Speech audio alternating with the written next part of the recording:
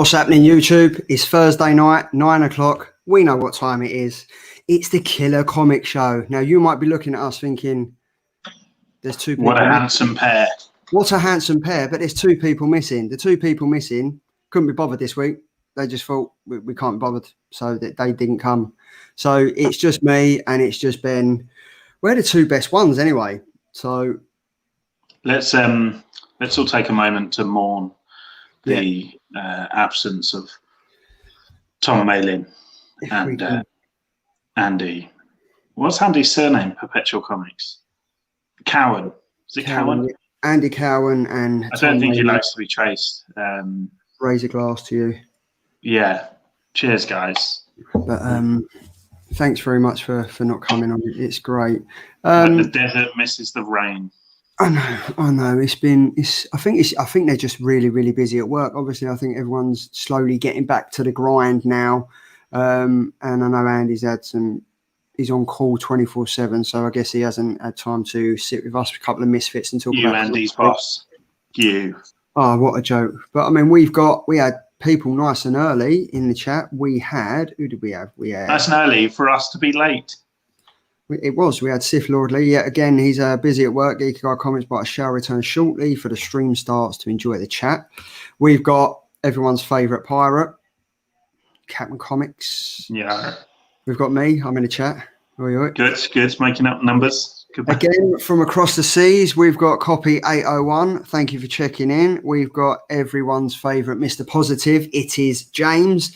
Is this the show to watch for peaches? It is indeed. And Ben's got a treat for you this week. We've got Firehawk. He's everywhere. He is everywhere. He's picking up absolutely banging comics this week. I love his table, his glass table with all the corks. That's pretty awesome. We've got Slim Comics. I look at the comics in the post, not the I was looking at the furniture. I look at everything. I look at the corks, the comics, the surroundings to see if it fits. Corks and comics. Corks and comics. That's a good one. They'll be in the chat within a week. It will be. So how have you been, Ben? Anyway, mate, how's things? I'm, plodding on. Getting the vaccine next Tuesday. Are you really? Yeah. I don't know why. They called me and they said, "Do you want it?" I said, "Yeah." I don't know why. I don't know whether it's because I'm vulnerable in the mind that I'm on the list, or because I'm fat. But I've been offered it, and I'm grateful. Thank you, science. Yeah. What is going to be your comic of the choice to read while you're getting it done, or while you're waiting? Oh well, I'm hoping it won't take that long. It's just an injection. It's not like they're not going to extract fluid for 15 minutes while I bloody read a book. I'm looking forward for things to getting back to normal, but yeah, absolutely. But no, it's all good. I don't think it was a great week for comics. I'm going to throw that out there. I think everyone, if I'm honest, there's only been we're going into week 11 now, and there's only been 2 or 3 of the weeks that I've been actually wow, the comics have really stood out and they've really been enjoyable to read. I think this week it just seems to be a bit flat. It just seems like we're plodding along and we're kind of waiting for something to happen. Obviously, the big talk, or in comic book terms, the talk was Joker #1. Obviously, the Clown Prince of Crime has finally got his own standalone comic. Did it live up to expectations? We'll speak about that later. But yeah, I kind of think it's just kind of getting there.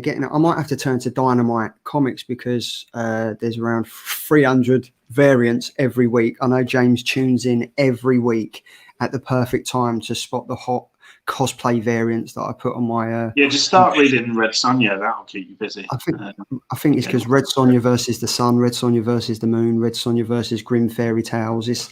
They're all kicking off. Red Sonja versus Warm Clothes. It is. The biggest nemesis. It is. Heyo panel and chat, it's your friend from a faraway land. Andy's changed his name. Hey, Sif, thanks for checking in, mate. I did send you the link, but you are swamped with work, so don't worry about that. The comics we read this week, that some of us read, didn't we, Ben? Normally it's me that doesn't read all the comics that we select, but Andy will be happy to know that it wasn't me this week, mate. It was... I think usually we rely on other parties, covering for us when we're useless. Yeah, But now there's only unfortunately, two of us. there's nowhere to hide today. So I put my hands up. I didn't read all the comics that Mr. Dictator over there told me to. Well, I said, what comics would you like to read? And you suggested 3 of them, and you didn't read them. So I read the 3. I read the 3 that I suggested, and none that you suggested. We had Karmen #1, which was Image Comics by Gillian March. We had James Tynion IV's The Joker #1. We had Scotty Young, Strange Academy #9. We had Nottingham #1, which I absolutely loved. Did you read that, Ben? Oh, so the first one I didn't read. And we had Proctor Valley Road by Boom Studios, which was Tom's pick. Did you read that one, Ben?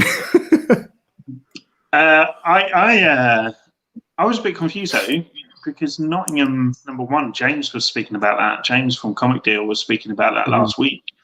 So when was that out? That came out this week. This week? How did he read it last week? I don't know. Maybe it's the powers that be. I mean, it definitely came out this week because I see on Instagram the artist for one of the variant covers, or the main cover, took a picture of himself saying it's so always gratifying to find your comic on sale and they're selling out of it in your local LCS. So it definitely came out Tell this me week. then, Charlie, put it in layman terms or Cockney terms for you and I. What is this book about? For me, I wrote down, this is the story I wish BBC played when I was a kid.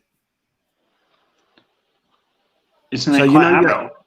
It is, yeah, right. But the story of it, like, I enjoyed it, right, because it's basically, everyone knows about Robin Hood, Maid Marian, the Merry Men, or whatever it is, and then Richard the Lionheart, and then you've got what's his name, Friar Tuck, Sheriff Blackthorn and stuff. So they all make an appearance in this comic, right? But it's a different aspect of how it is, right? So you've got Robin Hood is obviously leading the movement for Richard Lionheart, and then Maid Marian, they're not together. The Merry Men, they kill the taxpayers. They're still robbing the rich to pay for the poor and stuff.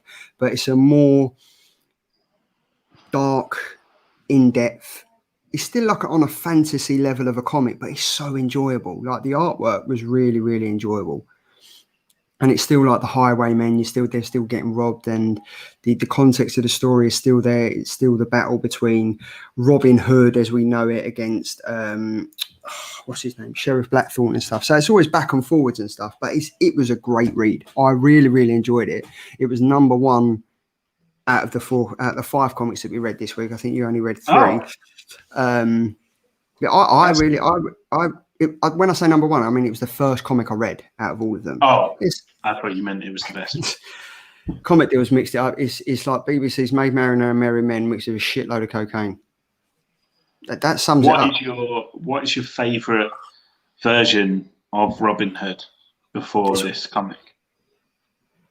It's got to be Kevin Costner. Yeah. Why do I think that the giant from WWE, Andre the Giant? Andre the Giant was he? I don't think it was. I might be getting. I think you're getting well confused. Wood-based, very mixed up. I think you're getting well confused. I am getting confused. And James has just said, I think it was released on Comixology a week earlier. So it might have been. Oh, Comixology. Comixology, yeah. But I mean, let's be honest, right? For me, it was a grim, dark. It was full of violence. It was an adult version of Robin Hood. That was it. And it's just, I mean, the front cover for me did it. I mean, I think I've got it here. Where is it? Yeah, the front cover for me. Where is it? Not in let's go that one. I mean, if you look at the front cover of it, where have we gone? Is it this one we're on, or is it that one? There we go. navigation skills, mate. It's not my forte. But this cover's wicked. Like, this kind of just says it all. Like, and it still does the same breakdown. We're robbing from the rich to give to the poor. We can't stand the taxpayers. I mean, it opens with full-on violence. Like, I think one of the opening scenes is Robin Hood or his merry men cutting someone's throat, stabbing him while he's talking to him, and he's twisting the blade into him. Right. Okay. Yeah, that's definitely not the Robin Hood that I remember from Doctor Who. This is very V for Vendetta. This mask. 100%. Does it feature this mask? Whose mask? Yeah, is that? it does feature this mask, and it also this is the variant cover. It features this. So this is Robin Hood. This is the mask that Robin Hood is wearing, and it's just. I mean, this is done by Matt Dalton. This is the variant. This is the variant I picked up. I didn't go for the main cover. I went for this one to scare my kids at night if they don't go to bed on time. I'm flashing that cover in front of them. But for me, it was kind of like, it had like a Sin City-esque type of feel to it. Oh, okay. Noir, film noir. And I mean, this cover's kind of like the portrayal of the story as it is. It's very dark, it's very gritty, there's blood, there's violence, there's gore. But the storytelling for me was quite gripping. Okay. I definitely think I'd be picking up issue 2. I mean, for me, it's a new focus on an old tale.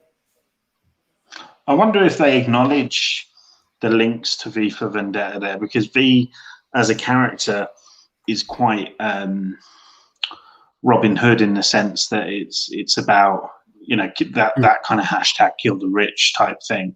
I think they're definitely, from what I can see just in the covers and what you're saying, definitely feels like there's some crossover there. And I'm a massive Alan Moore fan, so sold. Probably should have read it, shouldn't I? Yeah, I mean, I would definitely say it's an adult read for fans of Robin Hood growing up. Okay. I would say buy it. I honestly loved it. I'm glad I picked it this week. I'm really glad you picked it. I'm really glad. I might not have read it, Charlie, but I have got really pissed in Nottingham once. And how did that go? Did you end up grinning like this guy? Maybe not grinning in the same way, but there was the same amount of liquid pouring over my face. Yes. Nice. But honestly, mate, I think if this, you should pick it up and read it. I know James has already read it. I'd be interested to find out what he thought of it, because he read it earlier on. I think he was saying some good things, wasn't he, last week? I think he said I think the art he wasn't overly keen on, but I think other than that, he was saying some really positive things about it. So yes, Charlie, I feel bad. All right, point made. I should have read this book. I'm sorry. But you know what the point is that we keep making continuously for the last couple of weeks is that, again, it's an indie comic, Mad Cave comic. And it just honestly, it just seems to be indie comics are really, really coming to the forefront of the comics now. I mean, you got DC, you got Marvel and everyone that come out, but indie comics every week, it just seems to be the majority of us are picking indie comics to go by. The one thing I will say in defense, I think, of, your kind of mainstream stuff is, how many of these stories uphold? How many of these stories are we still picking up on issue, 19, 20, 21? Like, that would be the only thing I would say to play devil's advocate. But I read, and it's a few weeks old now, a month or so old, but I finally read that Maniac in New York, because Maniac in New York 2 came out this week. So I read 1 and 2 back to back. As a big Jason Voorhees fan, it was awesome. Really, really cool. And again, kind of just reifying your point about indie, really. But I loved that. I know it's not one of our books. Just thought I'd throw it in there. No, but you know what? It's one of them that I see and I think, can I be bothered to get into it? And the cover just throws me off. Like I never really liked like Friday the 13th and Halloween and stuff like that. So I was never. What? See, I I was love. Freddy Krueger. So see, what it surprises me that you're not into the others, because for me, it's a love affair with the boogeyman, and that boogeyman comes in obviously all shapes and sizes. But I've always, I think, been drawn to the idea of the monster, even as old as the Hammer horror films and the Universal horror films. That idea of the mindless, beast or monster or whatever. So. If you're into but then Freddy was Freddy's another level, because obviously he can narrate and say things that the others, they don't speak. So I get it. But highly recommended. Maniac in New York, really cool. The design of the character has me intrigued. Is it issue 2 now or 3? Only issue 2. Yeah, it is issue 2. Yeah. But I kind of I was watching John's with Comics and Kids and History, and he mentioned it, and he said, look, it's a really good read. But I just find myself, there's some indie comics that I'm I don't want to go into that. I can't be, do you know what I mean? I can't find myself investing in it. But then you enjoyed that book about a unicorn killer last week. Yeah, I did like that. That was good. I enjoyed that. We need to have a sit down, Charlie. I enjoyed that. We are sitting down. Or are you standing and you... I'm actually 3 foot tall, and because we've met online, you've never actually discovered that, or you've never even asked me my height. No. Just presume. What is your height, Benjamin? 3'10". And on that high note, I've just found this in the chat. Watch out, you'll be doing live streams soon, Firehawk. And I think that's because, watch out, you'll be doing live streams soon. I would love to see, right, if Captain Comics would do a live stream. He should do a live stream. I reckon him and Firehawk should tag team and do a live stream. I enjoy that man and his beard a lot, and I welcome it into my life in any shape or form. So yes, I'm all for that. And guess who else has just joined us in the chat? Oh. Oi, sorry I'm not on, lads. Have you on and listening, as I am a slave to the wage. Andy, it's fine. We've got over it now. One thing you would like to know is that I read all the comics this week. 3 days ago, if I'm honest. I read all the comics this week, and Ben only read 3 of them. I bet Andy sat there in the chat and he's actually read the comics as well. Sif knows something. Perpetual Comics back from the pub. See, he's back from the pub. He's drunk again. He's got an issue. He's there's an issue. Although, if anyone saw me on the Christmas stream of Panels and Pints, they'll know that maybe I have issues as well. Sif, if you want a absolute giggle, then check out the Christmas special of Panels and Pints. Because if you think Andy was hilarious, just wait until you see Ben on that video, because there's a moment in it where he kind of just pauses and you're like, what's happening? And then it goes. Rosé, champagne and live streaming was not a good combination that night. I tell you what, Charlie, let's get the book out the way that I haven't read, the other book that I haven't read. So that is, what did we go for? It was... What was it? It was one that Tom said that I genuinely didn't even know we were doing. I mean, I've never even seen that. So Tom mentioned this a couple of weeks ago, right? And it's from Boom Studios. It's Proctor Valley Road. Now, this is another horror story from Boom Studios. Obviously, the #1 horror story that's come out from Boom Studios is obviously Something's Killing the Children. We know that ended last week on issue 15. Was it issue 15 or issue? No, it ended on issue 15, wasn't it? Or was it 16? Yeah, I mean, it's the end of that story arc, isn't it? And then issue 16 is now going to pick up. It's going to be, it's going to absolutely blow up, because obviously it's the backstory of Erica Slaughter. So if you are available to get issue 16 on pre-order, I would make sure you do that now, because it is going to blow up. Not right now. Carry on watching us.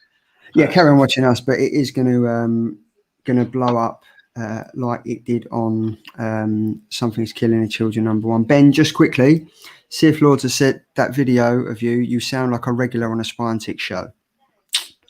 I don't know what Spine Tick is. Is that like a new variant? No, it's not.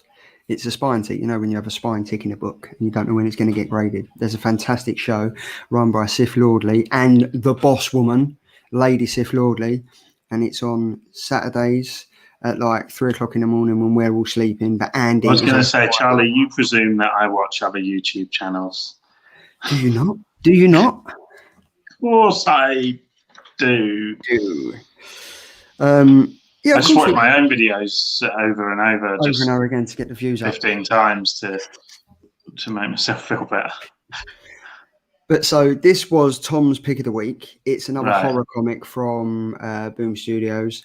It's written by Grant Morrison, Alex Child, who actually is one of the writers on the BBC TV series Holby City. I didn't even know that. Which is really weird.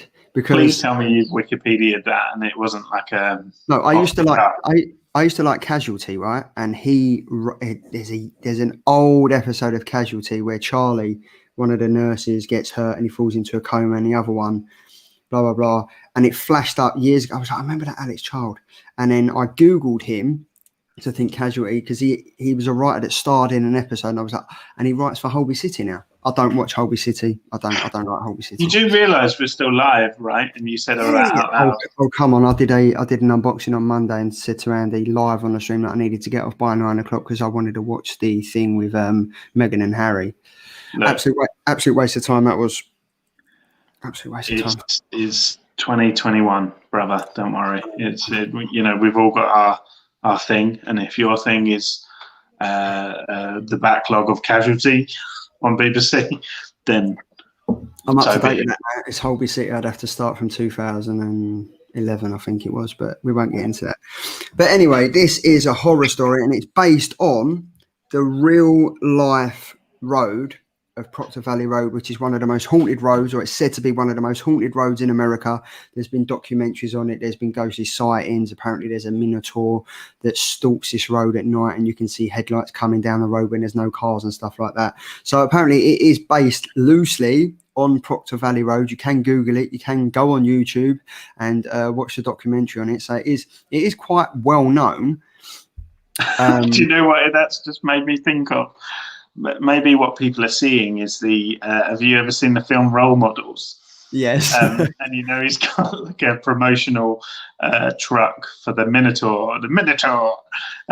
Maybe all they're seeing is just the Minotaur truck in the distance, and that's what they think this haunted bull is. You can see them here. I mean, there's quite a few variants. Now, this was obviously the main cover. We had the Chris Wildgoose cover. Now, if you ever read Alienated, this is the writer and artist from that. We've got the T4 exclusive. I can't see what that actually says. T4 exclusive, the Eric Donovan variant. This is quite good. We've got the Stan Yak variant. I think this is my favourite cover from this comic. Are those hyenas? Yeah, so they're hyenas. And the Minotaur that stalks the road. And then obviously there's this one, which is it just says cover F, the unlockable variant. And then we've got one and only Peach Momoko with the 1 in 50 foil variant. And then we've got the 1 in 25 Peach Momoko variant. And then there's obviously the 1 in 10 incentive variant by Christian Wald. Again, this, if you didn't like the comic where they kill the unicorns and stuff, I doubt you're going to like this, if I'm honest. Oh no, it actually sounds up my street, like the ghost story and horror and things like that. I mean, do you know what? The thing I liked about it is that it jumped straight into it. There was kind of no backlog and anything. There was no learning about the characters to begin with. It's an issue 1. I think it's 12 issues. But it jumped straight into an action scene. And the thing I liked about that, it was just like literally blown away straight away. You opened it, boom, got straight into the story. And it ended the same way. It ended with an action scene that you're kind of like, how's this going to pan out? I'm really interested in this. And for an issue number 1, I thought it was pretty well done. It seems to be all about character building. There's you're right there, mate. There seems to be about there's like 5 main characters. You've got there's 5 girls. They are called Cora, Rayleigh, August, and Jenny, and they're like 4 girls that are like Really well remembered, man. I can't believe you just. It's written down here, mate. It's written down on my notes. Like, I have notes every week. Look, we know this. Look, we know I've got my notes every week. Don't mug yourself off. You could have like got away then with being like we're all friends here. And Andy's just saying, anyone else wondering what's in the PR and marketing folders? Is there PR and marketing folders? Is there? Oh yeah, there is, isn't there? We don't want to know. We don't want to see what's in those folders. You don't want to see that. They're not for opening publicly. But do you know what? I really enjoyed it. I mean, it's another horror comic, and on first impressions, it looked like it's going to be a good one. Did you read The Last Witch from Boom Studios? No, this is the one that kind of on the surface looks very kiddie, isn't it? But actually isn't. It's quite like this. There's similar portrayals in it and stuff like that. The thing that drew me in about this is that the fact that this road really does exist. Yeah, I mean, I think that for me is the hook as well. Like, because I probably would have passed over this, but the way you described it about the real world and stuff like that, like, I don't believe anything. But I love people who do believe, and I love the stories of that and stuff. So I'm going to do a bit of research after this. You know, I'm sure Amazon or Netflix will have like a really crappy documentary on it somewhere. But I mean, it was such a weird and strange kind of story. And then once you find, like, I'd read it because I wanted to see if there was any mention of like the real Proctor Valley Road, because the 4 girls, they're kind of like, they want to go and see this Janis Joplin.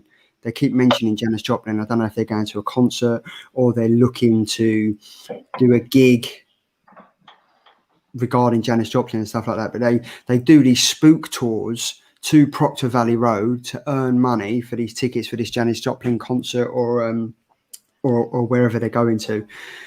And they charge $15 a ticket for the 4 blokes that they get onto this coach from their school. And no one believes that there's anything. No one believes that there's a Minotaur on this road and stuff like that. And then, have you seen the film Wrong Turn? Yes. Yeah, it's kind of like you hear noises in the background and you're like, what the hell's going on? And the next thing you know, you turn around, they're all dead. For a Boom Studios comic, I liked it because it kind of got the similar portrayal and action sequence and violence as something is killing the children. That unsuspecting, you know something's going on, you know someone's going to die, you know there's violence and you don't know where it's coming from. Okay. So that was very much... I forgive Ben not reading comics this week. He is busy organising the greatest charity live stream known to man. You think? Oh, don't you worry, Andy. There will be a heavy plug at the end. I'm going to use the time that Andy would have plugged his own channel to just extend my plug for the Red Nose Day charity. Go for it. And it's called the Big Boy Bad Boy Big Boy Bad Boy Big Boy Bad Boy Bash Bonanza. Is that what we said? That was the new name that you crowned it. That was the new name when I had an absolute mind fart. What was it? The comic relief charity Big Boy Bad Bash Bonanza. I honestly think it was just your subconscious speaking, because Big Boy is obviously how one might describe me. and bash is, you know, things you might want to do. And it all just kind of merged into one train of thought. I loved it. But we'll come back to that at the end.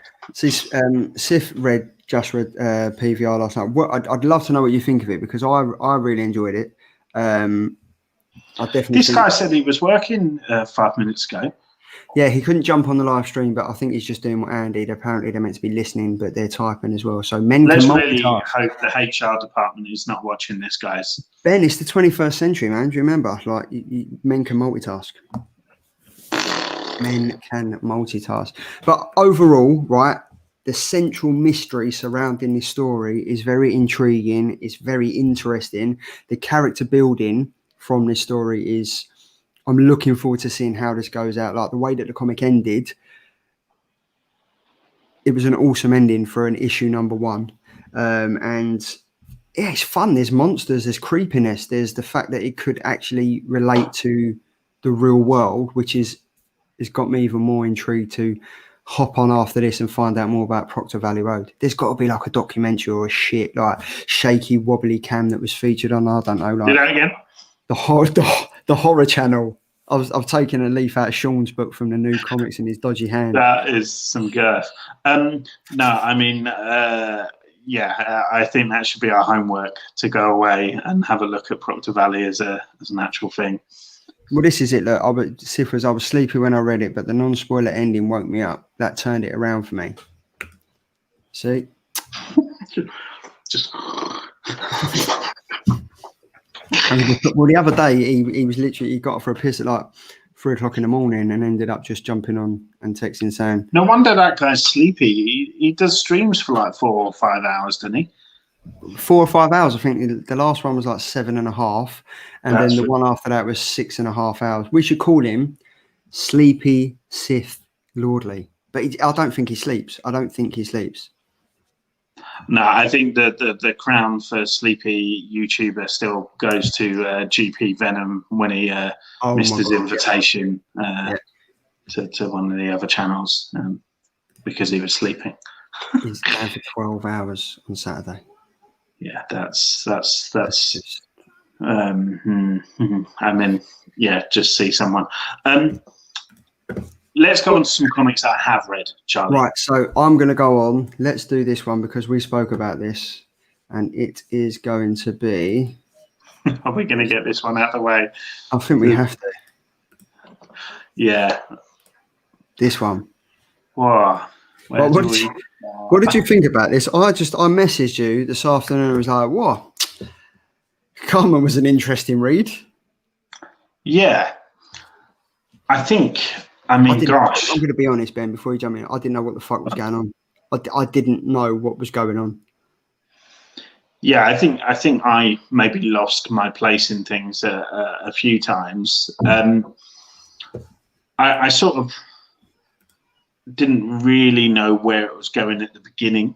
And that lasted quite a long time, you know, the kind of building up of this character that Karmen visits. Catalina, is it, or someone?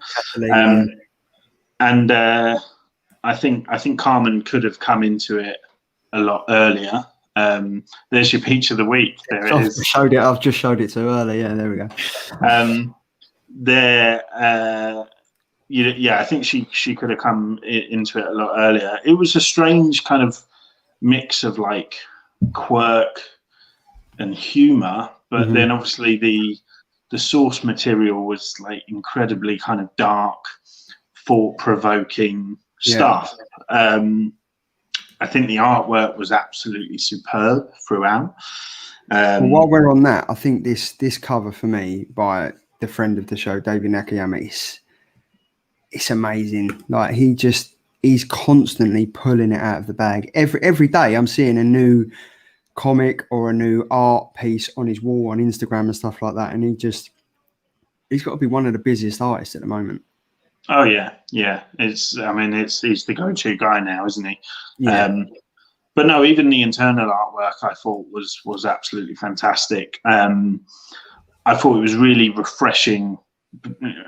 We get a lot of nudity in this comic, like a lot of nudity basically throughout, but it was really kind of unapologetic and natural. I thought it was quite refreshing to kind of, you know, we read, you know, your Red Sonjas and your Wonder Women, you know, and they're drawn a certain way. And I think it was actually quite refreshing to see a woman drawn as a woman.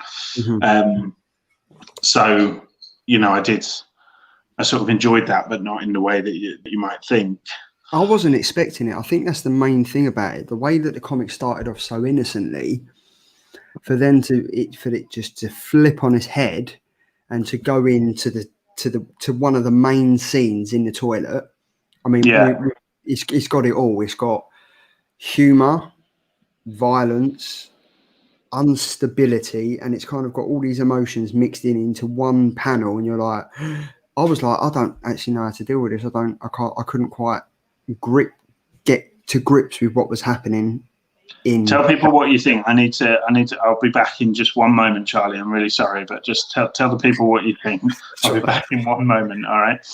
So I'm on my own for tonight for a little bit. Ben will be back, but I mean, Sif Lordley, you've just said that you really enjoyed the comic, and I've got to be honest. It was interesting, but it seemed like there was so much to take in that for me the story just seemed all over the place. I mean, the artwork is great for me. The artwork was awesome, and I can't actually work out yet if it's a thriller comic, if it's going to be a subtle comedy comic where there's different issues and values of life taking place and everything like that.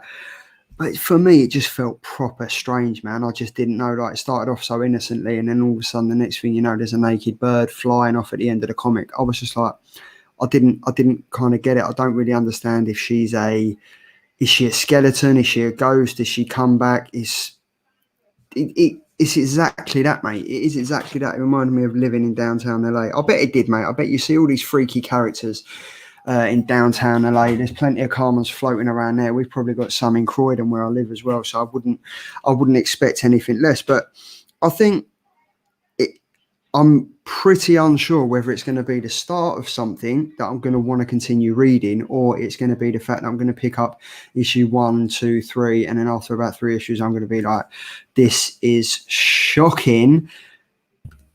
Hello, mate. Hello. How you doing? You all right? I'm all right. I came here for a little bit of a break, so I hope you don't mind me jumping in. Right. But you're part of the Killer Comics crew, right? I couldn't say no to you even if I tried blocking you. You've got the link. You probably got login details as well.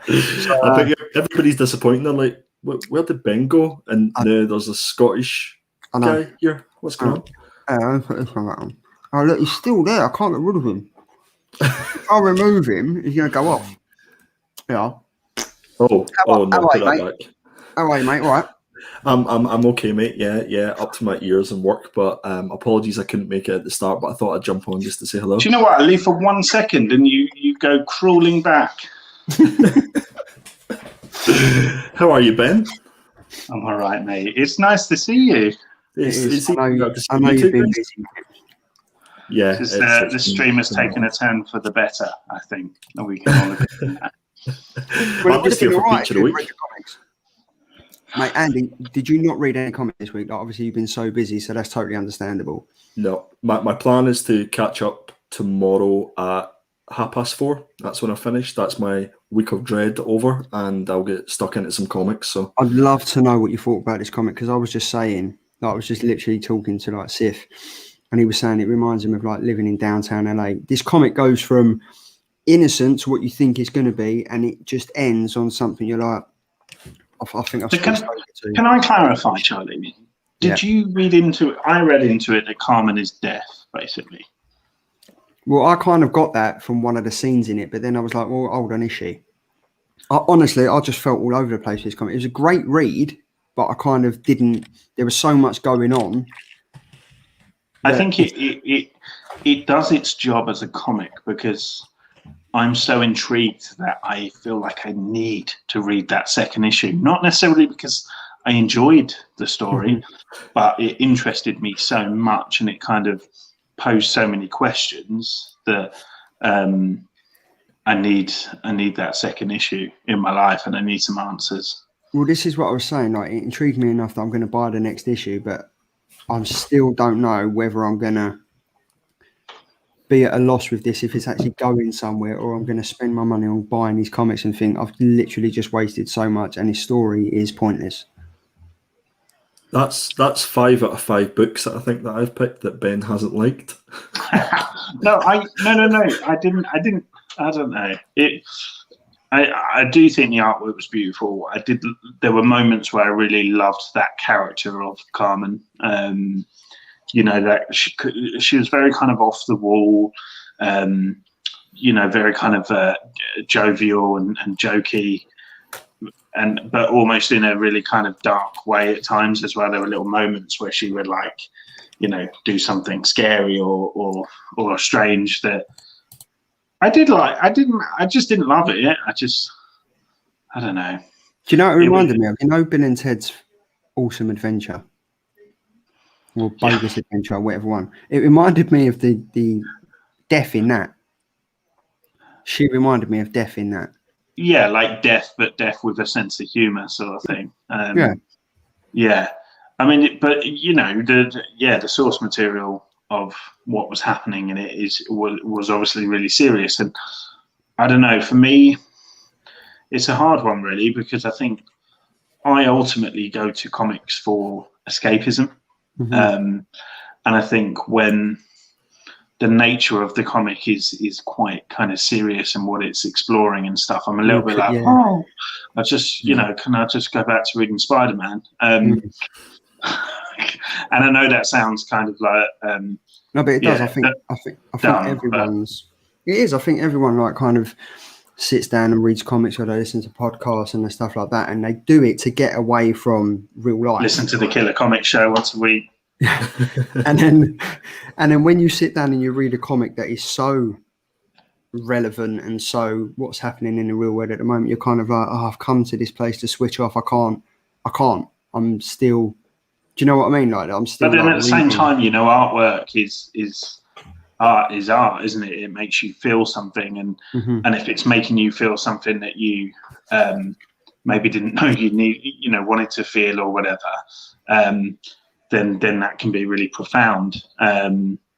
So was it what I was looking for in life? Maybe not, but I do think it's quite an important book, and potentially going to get more important as well. I think it's just scratched the surface, but yeah. But Andy, it's definitely Brandy. It's definitely one you should read. So far we've done 3 comics. Ben's only read one of them. That's a what's the ratio? 20%. So this is less killer comics and more killer. It's for you, Ben. It was going on to what you were talking about. Princess Bride. Yes, I knew it was like a wood-based, like he looked like he could have been in The Merry Men, but it wasn't. But he also starred in Robin Hood, Men in Tights. Maybe that's right. James is the go-to man for irrelevant wrestling information. Correct. So Ben, Andy, I feel like you've maybe grown like 12 inches of hair under that in your in work stresses, just like you're taking it off. And okay, thank God for that. I was worried. For a second. You can rest easy. I'm just thinking that all Charlie really needs to do is just put himself on full screen and suck on that lollipop to get over 500 subscribers. Probably. Do you know what? Before we came on live, it froze as the pop was entering his mouth. He was just mid chubba chub, like on the tip of the lips. Do your Monday voice full screen. And just wet those lips first. What's happening, people? It's 12 o'clock. It's Monday. It's time for the top comic releases. Look at that. Pause. If you Google Stone, that image would come up. Just Charlie with his eyes closed. I think that's his Instagram clip. You reckon it would? My OnlyFans. #OnlyFans. What comic was it? Oh yeah, look. Karmen. No, you can't. No, I'm not. Are we done with Karmen? Yeah, we can be done with Karmen because I don't want to give too much away because I know Andy wants to read it. Okay. But yeah, I would recommend it to everyone. I actually would, because I think it challenges a lot of things, I think, so it's interesting. We got Gore Vidal. He said Karmen was wonderful. In theme, it's similar to Gaiman's Death, The High Cost of Living, but artistically grounded in the tradition of the Little Nemo and Mila Manara stories. This guy's a legend. Yeah. Gore Vidal, like that sums up the comic. Wait a minute, guys. We just say it's shit or it's good. This guy says it's artistically I grounded. feel like an absolute Philistine now. Gore Vidal is just in his study right now. He's my new hero. By the fire.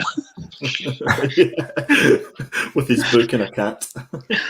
He didn't write that on a laptop. He wrote that on a typewriter. Captain Comics with a quill. Could you? Like, He's got his quill out and he's just like, and he signed it off Gore Vidal. Oh my God, I want to meet this man. I want to meet please, Gore Vidal. can we get Gore Vidal on next week? Does he think Does he think Doomsday Clock sucks? Oh no! I'm going to wear a cravat if he comes on. Just so that Gore Vidal, thank you so much for tuning in. I think I would love to get you on at some point with us, because I think that would be great. I think it would kind of be like having Russell Brand in the chat as we're talking common as muck. There's you throwing out your. I love that Charlie's example of the most intelligent person that Charlie can think of. That's such a Cockney thing. Like Russell Brand is like Charlie's Awesome Wales. I love Russell Brand, mate. He's a legend. I like him. I met him once a long, long time ago. Of course you did. In what practice? That sounds like the start of the Gruffalo comic. What did he do? Tell us, Dad. Was he terribly big or terribly bad? This is like CBBS. Just like shit. Know that. Yeah, look, another one. Such a weird conversation to enter Russell, into. he was in Casualty, you know, Russell Brand. Mm-hmm. He was. There's a callback. Little Nemo for the NES game. That one. See, what did you guys think of Karmen? I liked Karmen with a K. I don't know what Karmen with a C was, copy 808. But if you want to find out what we thought of Karmen, just read what's on screen now, because this sums up what we was trying to get across.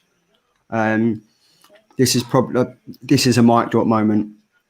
There's us talking about how messed up it was and how the art was amazing, but the story was all over the place. And then you've got Gore Vidal just literally walks in, drops the mic, drops his quill, and off he goes back to his study full of Sherlock Holmes books. And I mean, that's pretty much a good way to describe Ben. Artistically grounded. Artistically? Are you saying artistically or something? Artistically, yes. Oh, okay. Ben, you've started a new trend now. That's why I love the UK streams. We don't use Philistine enough in our US show. We don't read enough comics either, but it's looks of things. We don't. That was the Gruffalo's child, Charlie. Yeah, I know it was. It was the Gruffalo's child. There you go. Dad. There we go. Dad talk. Aha. Tracks in the snow. Whose are these tracks and where do they go? Here we go. Look, I'm going to start a new CBBS channel. What's this become? It's just me and James. This happens like frequently every week. We talk about what's up, Andy, Charlie, and Ben. I'm driving, but I'm listening. Thank you so much, TB, for checking in. So glad he said listening and not watching, Ben. As he typed his tweet or his message. This also sums up. This sums up Karmen, right? Copy 801. I thought it was an acid trip on LSD while huffing paint thinner. I mean, that's one way, to describe. I mean, let's be honest, like the comic was enjoyable. There's adult tones in it. It does go from being a normal comic to where you think it is at the start of it, and then all of a sudden it ends on a different plane that I didn't even think was even possible. It just shows like Gillian March, although we like his artistic values that he brings to comics and stuff like Punchline, Batman and stuff like that. I think this is one of the alternative stories that he's wrote. I'm interested to carry it on, but as I said, I don't want to buy it. I think at the end of it, I've just wasted my money on this. I think for me, I'm interested, but I'll need a clear answer as to kind of who Karmen is and what her motives are. Because I think the moment I get that, I can maybe enjoy it a little bit more, because it then becomes a clear study of either death or purgatory or either dreams or whatever it is they're trying to explore. But I think after that first issue, it could have been any of the above, to be quite honest. But how are you getting on with that, Lolly? It's just going down. It's all right. It's not too bad. Pause. Shall we move on to... Let's go Strange Academy number 9. Let's go to the Strange Academy. It's Parent Day. Let's go. Right. Let me just say something, Ben. I honestly thought this was a filler issue. I think if you'd gone straight from issue 8, miss this out and go into issue 10, I don't really think you're going to miss anything from this other than the fact that it's more All right, focused on Charlie, Doyle. Perpetual Comics. What? I'm not. Wicked I'm filler. I'm just reading out the text message that he sent It's me. usually Andy there who loves his fillers. I love Unbelievable. a good. I do love a good filling in. You know what though? I do agree. It was a story that it didn't need to be. Yeah, I get it. We're introducing like to some other characters, and it seems Scotty Young is now delving deeper into the characters and how they're evolving and stuff like that. But again, it's another issue that's focused on Doyle. I think this is the fourth issue now that's been focused on Doyle as the main character of the issue. Yeah, I think it feels like it's swung definitely from Emily's story through like to Doyle's story now a little bit for me, which is a shame because Emily was really interesting. I mean, to be fair, I think all those characters are really interesting, and it's hard to give everyone the spotlight that they deserve. What I did like about this is that we got to see kind of more of Calvin and kind of what goes on in his head. So I really love that. Can I just say as well, Calvin? Yeah, guys, sub up, Charlie, please, just to help his ego more than anything. Yeah, can I just say, Calvin needs to be played, if he was going to be played on screen, by Julian Dennison. You know, the kid of Deadpool 2, and is it where the Wilder people or whatever? He was in that film with Sam Neill. Anyway, that fat kid, he needs to play Calvin. And I completely agree with you. I think it was filler issue. I think it served as a nice bit of character building for Calvin and a nice bit of kind of relationship building between Calvin and it was quite raw to begin with. Like Calvin, the first part of it where you see Calvin's backstory was quite raw and quite emotional. Yeah, and I love how I'm not sure who the is it Edgar Delgado who does the colours on this. Yeah. I love how he kind of swings from like that soft, almost kind of watercolor palette through to like more of a harsher comic book style, in his approach. And I quite enjoy that. It was fun though. I think seeing, I'm so bad at multitasking, especially when a comment is right over my face. Ben just turned into Luke for a second. I looked up and I went, whoa. But you know, an interesting fact about this is that this issue, this cover, I think it was meant to be on issue. Whenever One Division started, it was meant to be one of the comics that was, I think it was the episode before One Division ended when this was meant to be one of the comics for issue number 8, one of the covers, but they put it back to issue number 9, I think, to tie in with the ending of One Division, so it didn't give away like any spoilers and stuff. But I mean, this is 100% Marvel. Marvel Studios talk to Marvel now, well ahead in time, and say, look, can we schedule something around this character for this date, sort of thing. I like seeing her as a teacher, but it was purely a cameo, really, wasn't it? Seeing the parents, I think, served as a great reintroduction to the characters again, even though it's little moments. So in a way, I think this book, if you hadn't been reading this since issue 1, I wouldn't suggest it, but if you were to jump in, this is a good point, because the Parents' Day kind of serves as this is this kid, this is where they're from, this is this kid, this is where they're from, sort of thing. It was fun with a dash of excitement. I think we need a clear new story now, because I think it kind of wrapped up, didn't it, before this one, and now this is like technically issue 9 was the second arc. But I've got to say, there was some funny moments in it, like the moment between Emily's mum and Loki. Like, I sent it in the group chat. I was like, this was just, I don't know why, it was just that one panel. I was like, I really enjoyed that one panel. I was like, this is great. Oh yeah, and Emily's mum like celebrating at the end in everyone's face and stuff. Like the Humberto Ramos is for me is just like the master of like character moments. Yeah. And like it was the way she was obviously doing that, and that's quite hard to draw. But like he found a way to kind of do it, which was awesome. Marvel as well, right? They need to sell those T-shirts. I want one of those Parents' Day. I'm not being funny. If you go onto like Etsy or Wish, I guarantee you could buy one. Oh yeah, probably. There's literally a whole repertoire of Quentin Quire T-shirts on Redbubble that I obviously. Andy, you've been reading this though, haven't you? Yeah. You have. Yeah. It is for me like you're the king of filler. I'm going to say the king of filler. I'll take that. But you'll agree with me on this. There's parts in it like I wrote down. It's pretty funny in parts, especially between Emily and Loki. Doyle's the main character again. The art is always top quality because obviously it's from Ramos. And I still believe, along with Something is Killing the Children, this is probably one of the most consistently good reads that comic runs that's out there at the moment. I certainly enjoy, like, as I say, I didn't start reading it until He was late. Yeah, I was late to it, so I think one of us guys had chosen it as a pick of the week, and I thought, right, I'm not going to start it at issue 6. I may as well dive in from the start, and I really enjoyed it. So whoever the guy that's on fire, whatever his name is that Doyle? That's Doyle Dumont. Yeah, so whenever he was about to, or apparently he's meant to have died, I thought up to that point it was quite good. But you know what you're getting with the better late than never, right? Yeah, sure. Well, whatever.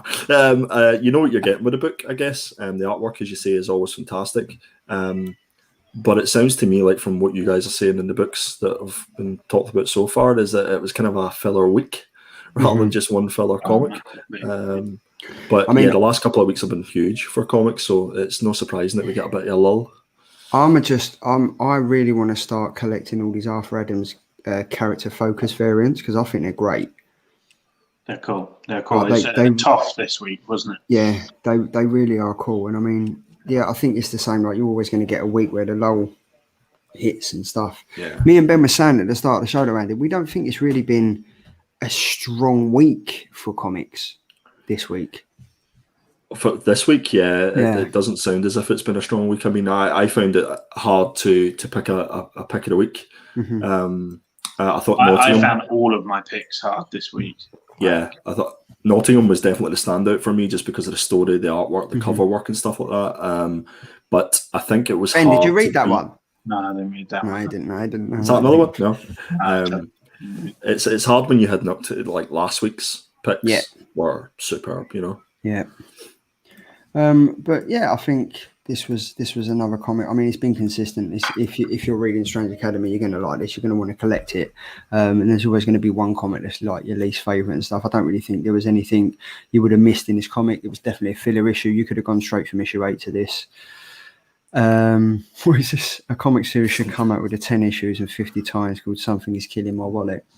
This is another thing, right, that I noticed this week. So with King in Black, it started off as King in Black, issues 1 to 5.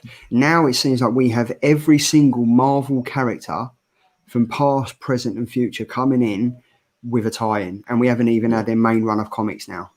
Yeah, it's like I've literally switched off from reading all of the tie-ins other than Thunderbolts and what was the other one? Thunderbolts and well, there's been a few. Thunderbolts, Black Panther. That's it. It's Thunderbolts, Black Panther, and there's another one, and that I'm tying in. But the rest of them, I couldn't care less. Namor could just, it's just ridiculous. It's just like Marvel doing it again. And there should be a series from Marvel called Something is Killing My Wallet, because every week there's a different tie-in to a story that should have ended about 15 issues ago.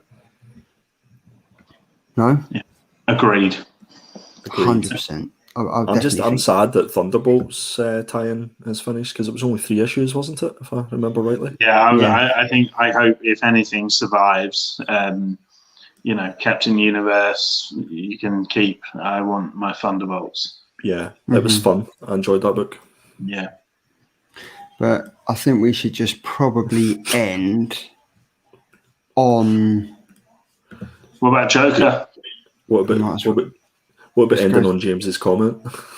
What was James's comment? King in Black, Auntie May goes black.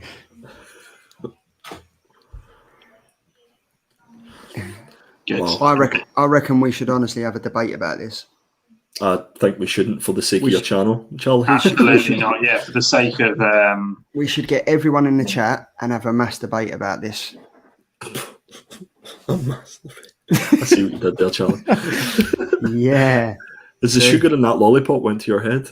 Mate, it's probably the bag of Haribo I had afterwards. Right, so let's jump in to what have we got? No, we've done Karmen. We've got Joker. There we go. So this was the main cover. Hold on, let me just see if I can. So this was the main cover. I'm just trying to do it. Make my monster grow. Yeah, I'm doing that. Hold on, let's just do this live right here. Jump it in there. Right, here we go. Half the covers aren't going to show up because for some reason they're not formatted properly, but there we go. Right, so we've got Joker main cover. What are we thinking about this comic? I loved it. For me, it, and I said this on my video earlier today, which feel free to go and watch after this channel, guys. You won't regret it. This book was, for me, like, should be the new starting point for this new era, post Joker War, because Batman 106 and the kind of mini Batman stories in Infinite Frontier, you know, they weren't that clear, I don't think, in what was going on, what was kind of going to go on. And this felt like a really kind of clear, it really kind of boldly said, right, this is what's happened. This, Joker has done this to the Arkham Asylum. This is the aftermath. Climate-wise, you know, you've got Punchline fans. Bane is a martyr now, and it was like, right, okay, so now I've got my new environment of what Gotham looks like, and then with the story, the whole prospect of again, I'm going to try and not spoil things, but Jim Gordon being offered a job that, you know, questions kind of, it's going to give him a bit of an existential crisis. Yes, I said existential. Where's Gorman? Gorman, it's Gore Vidal. No, Gorman. Gore is short for Gorman. Okay. Yeah, so existential crisis is what Jim is going to have with this new job, but it's really interesting as a concept, and I'm really excited. I wasn't overly keen on the art. I kind of thought it was okay. Like, the problem is when you have who is it? Not Martina. Who's doing the main Batman title? Help me out, guys. You've got James Tynion, and he changes, doesn't he? On the annual, it was different. I can't think. Andy. Anyway, Andy's clicking away. The quality of that artwork is so high that, like, it's really hard to kind of match that in other Batman titles. So I appreciate that, but I thought it was just a really good read. I'm really intrigued to see where that story goes. I'm probably more intrigued about this than I am Miracle Jimenez.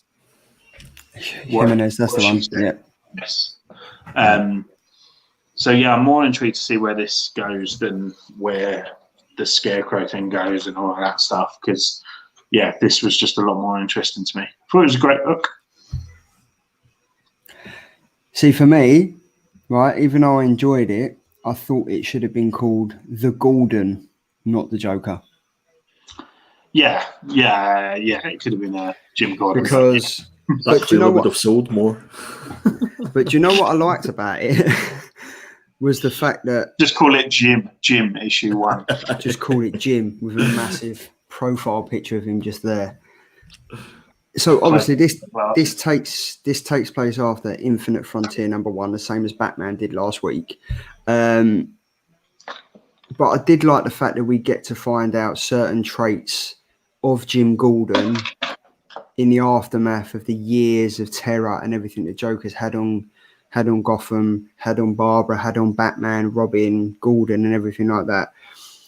the flashbacks for me in it are awesome. I'm not going to go into it, but there are flashbacks in it that you will notice. And one of them is still as creepy and as dark and for me as intense as it was when we first ever see it.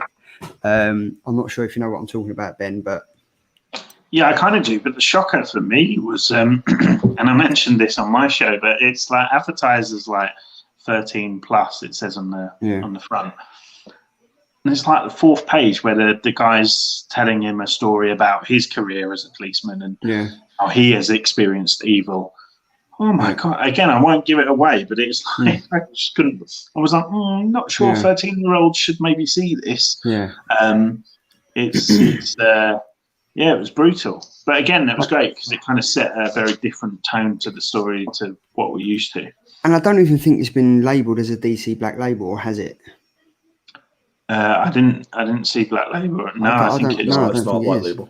No. But as Ben's talking about, some of the undertones in it. Thank God, because it bloody fits in my bag and boards. Yeah. Those bloody big black labels don't fit in anything. It's a nightmare. They don't. But I think it is a good comic, and it was a great read. But for me, it was more of an underlining story of the Joker than him being. I mean, he's on the front cover, for instance. The comic's called The Joker, and I think all in all, there's only about. Was it false advertising? I wouldn't say it's false advertising, but there's only probably one part in it where you actually get to see him. Do you know what I mean? Like throughout the comic, it is good. Like it was a good read. It was an interesting read because you kind of see like from afar.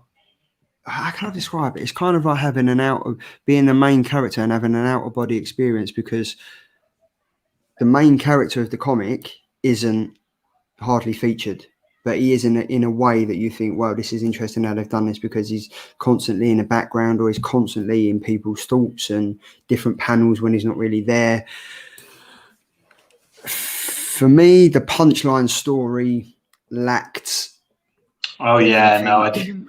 Again, DC have done it again. They did it with Batman 106 last week with shoehorned in at the end. Oh, is it two separate stories? Yeah, again? It's just. I mean, there's like six. There's like 6 pages at the back that is the punchline story that ties in for her arrest. Now she's in like prison and stuff like that. But it's just, again, there was no need for it. Absolutely no need for it. You either continue them extra 4 or 5 pages with the Joker, or you just sack it off and stop it right there. And at the end of it, did they show you a book that you had to go and buy to get the end of that story that they put in? Because I know that they've done that with Batman. Do you know what I think they did? It was like go to Detective Comics 1038 or something like that. Yeah, I think they did. I'm just trying to find it. But I'm just getting annoyed with it now. Like, it's just becoming like you've got Marvel doing a multi-bloody tie-ins, and then you've got DC like, well, yeah, we're going to end this comic, but then go to this comic to tie. No, it just gives a spotlight on Batman 1. It does actually. Yeah. It ends with that. Yeah, and it's just like, do one.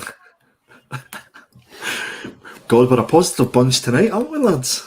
I know, this is a bit of a Debbie Downer, isn't it, this week? No, it doesn't. It says out of the past, and then it doesn't say what comic to read into, although it does say Batman Superman number 16, Infinite Possibilities, coming in March. That's about it. But again, I think, like we were saying, Andy, the indie comics other than Strange Academy, it's in indie again. Like Marvel and DC seriously need to up their game. Yeah. Should I bother reading the comics on Friday? Like, or is that just going to put me in a Debbie Downer? I'm not being funny. I would like. Oh, it's gone again. I would like Karmen. I enjoyed. Jesus. Sorry, mate. No, it's not me. It's the viewers. Karmen was a good story. Karmen was interesting, although it was all over the place. Once you kind of get, what am I trying to think? What was that comic you had the other day? Was it Two Moons? Yeah.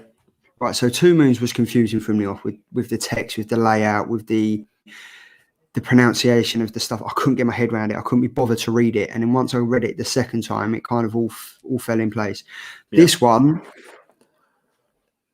the story for me was just confusing. Like, it starts off as an innocent story, and then by the time you get halfway through, you're like, wow, this is kind of gone from 0 to 50 in the space of a second.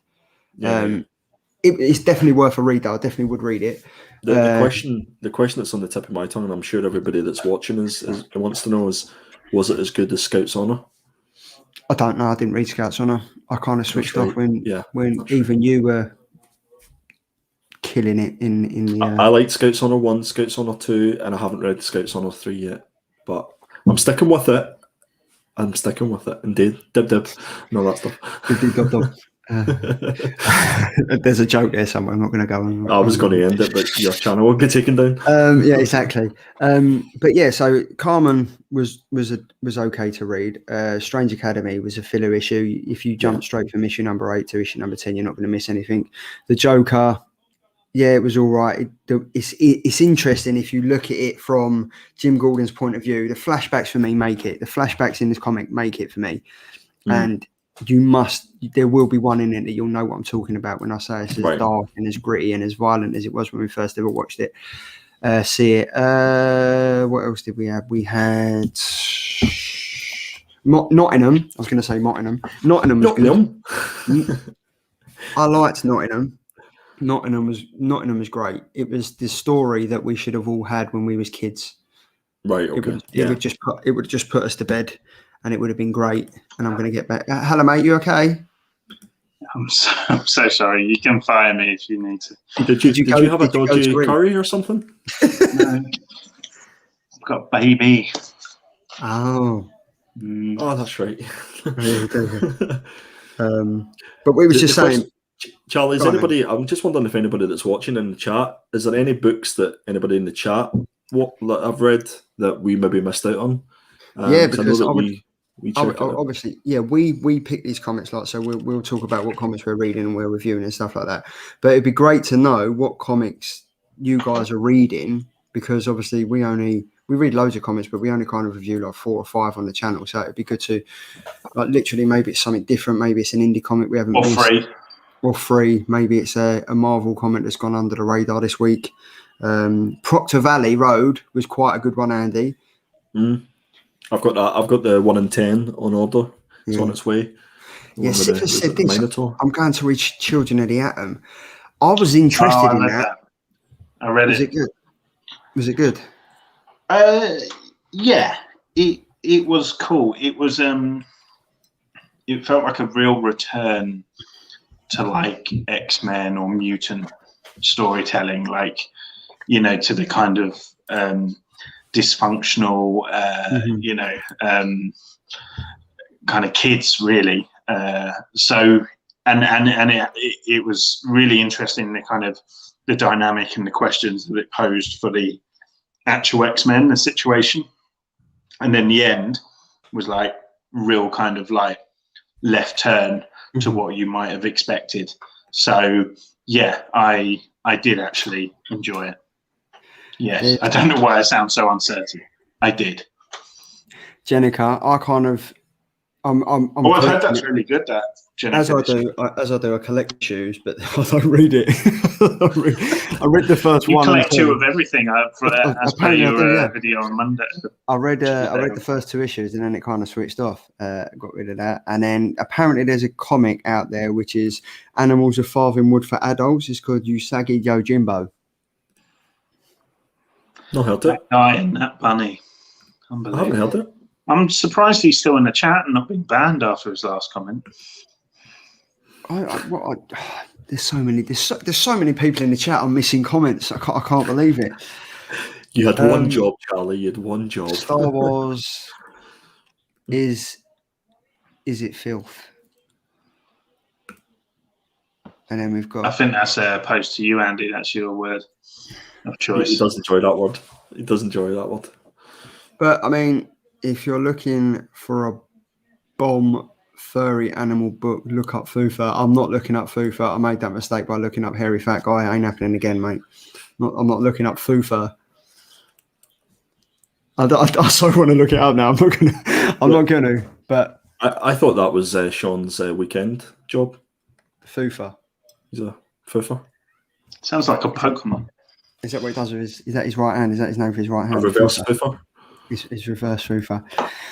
Right. Well, I think it is that time of the week Thank That's what God. everybody's here for.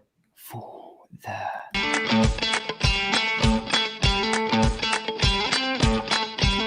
peach of the week.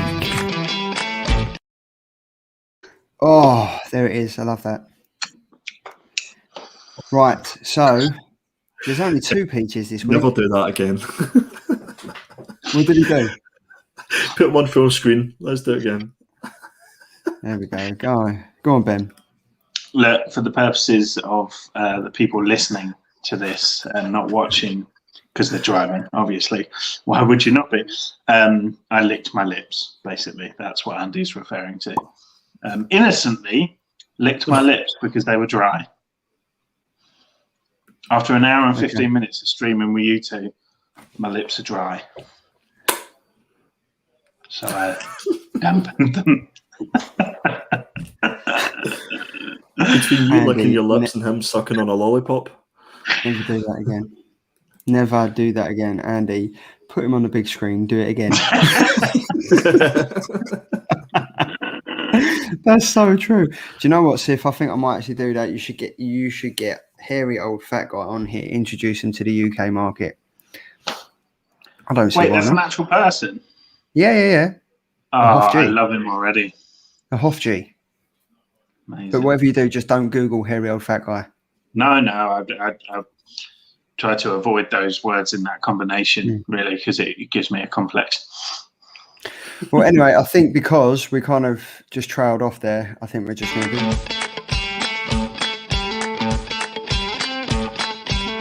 peach of the week.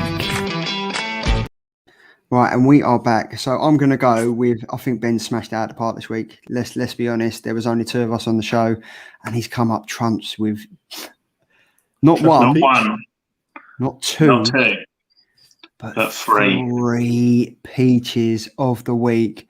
Who's the characters, Ben? I don't know. Wonder Woman. Yeah. Not Hippolyta, because she's dead. Wonder Woman's friend. And Fire Torch Lady, number 1. I'm going to have to say... She's more commonly known. I don't know, because reading DC at the moment is like sticking a lemon-soaked fork in my eye. Like I can't do it. So we've got... So Copy 801 has said we've got Diana Prince, we've got Nubia, and we have Cassie Sandsmark. Well, thank God for Copy 801, who knows his peaches. He knows his peaches. Yes, but no, I mean, to be honest, Wonder Woman tends to deliver on the peach front weekly anyway, on some shape or form, just because their costume is so ridiculously impractical. But yes, I picked this purely on the basis that there were not 1, not 2, but 3 peaches. Thank you, and good night. Copy 801 knows his shizzle. He is a DC guy. Now, oh, sorry to hear that. We've got this one, and then I had to go for this one. I mean, some of the peaches are subtle that we choose. This is This is from Karmen, who it's Karmen.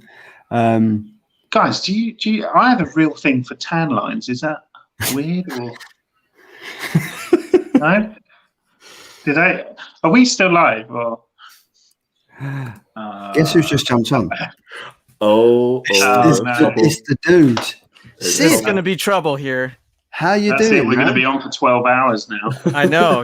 Every time you guys say hop on, just for a few, here I come, and then the beers start going.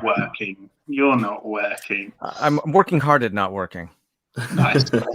That is good. How you doing, dude? Thanks for jumping on, man. Yeah, you guys have been entertaining me. This has been great. Nice to actually meet you, Ben, right, face to face. So that's good.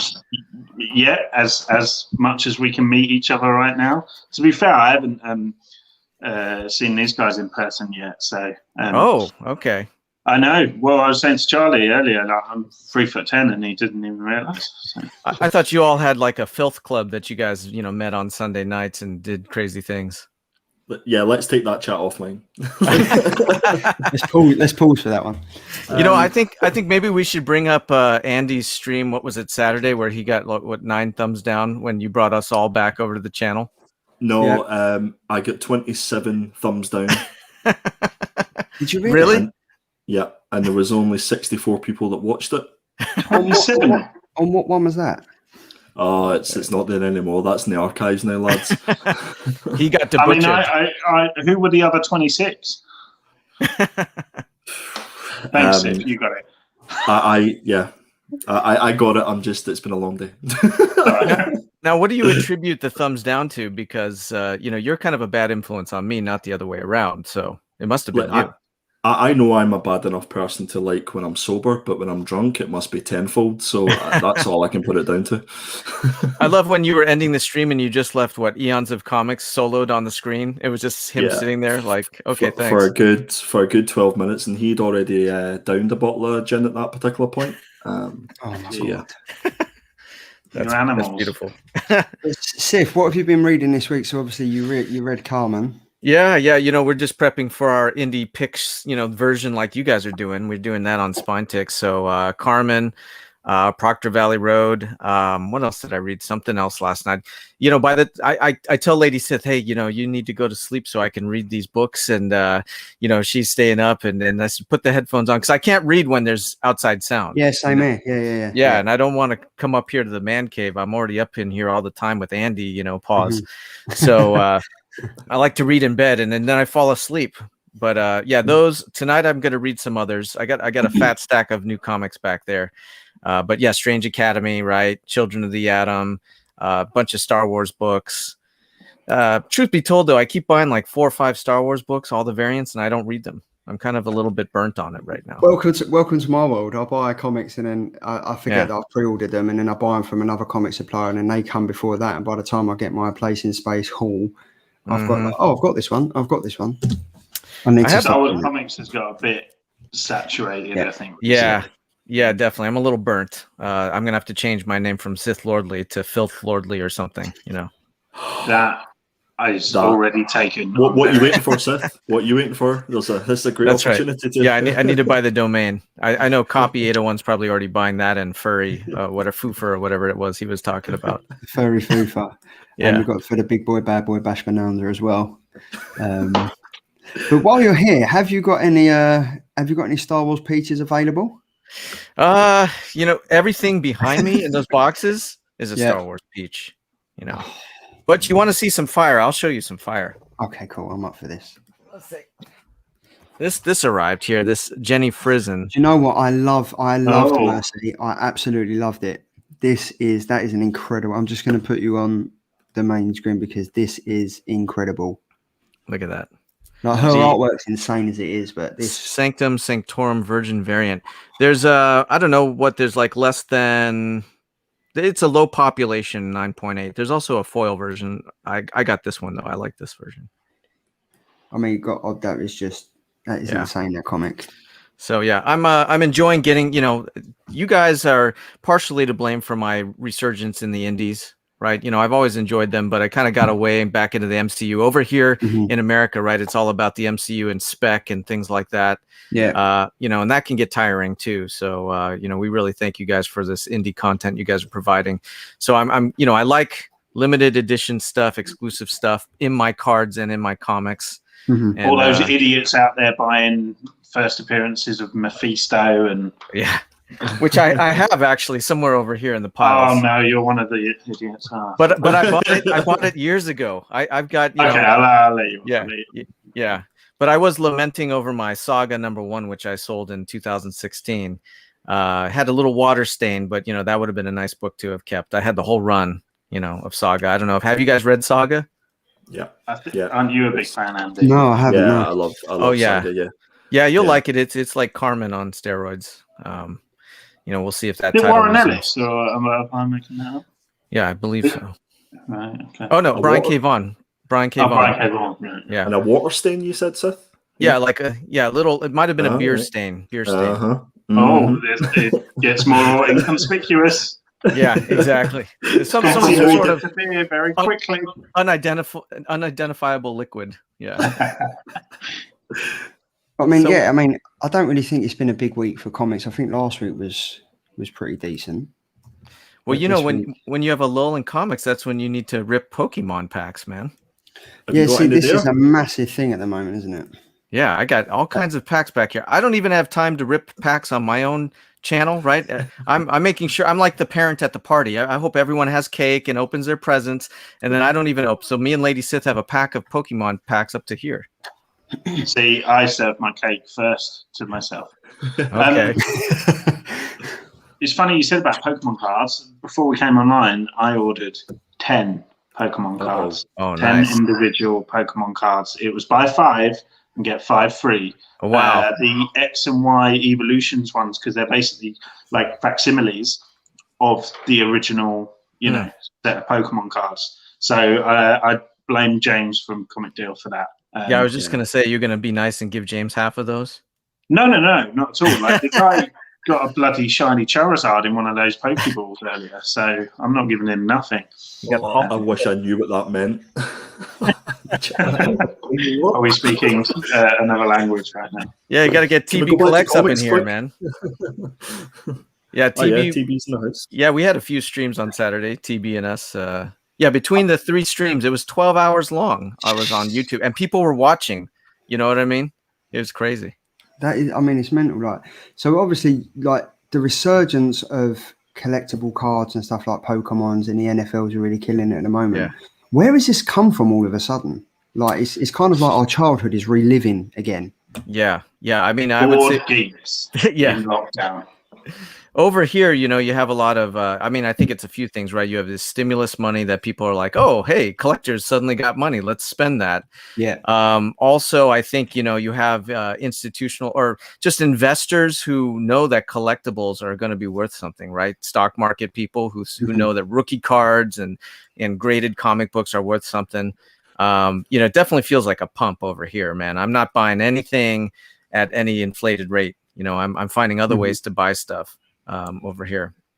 So the show last night, Seth. Oh yeah, Spine Ticks and PSA Tendencies was fantastic because I've Appreciate been that. like sort of looking up NFTs and stuff like that and seeing what that's all about. And some of the stuff that you guys and Hoodrat were talking about was excellent. So I really enjoyed that stream. Well, awesome. That was an interesting. So for Ben, for Charlie, if you didn't see it, well, you were in there, Charlie, for a bit. We had these NBA Top Shot virtual packs that you can buy for $15 or like $100, $200, and you open these packs digitally, and immediately you can go to the marketplace and sell them for $200-$300, depending if you get a good card. No shipping, no grading. It's crazy. Real talk though, did you get a Lola Bunny or how much that? Like who was in the pack? Chimchar. No, it's been a while since I've opened one, but yeah, I did get the Holo Pikachu from McDonald's Happy Meal. That was exciting. Ah, yes. Yeah.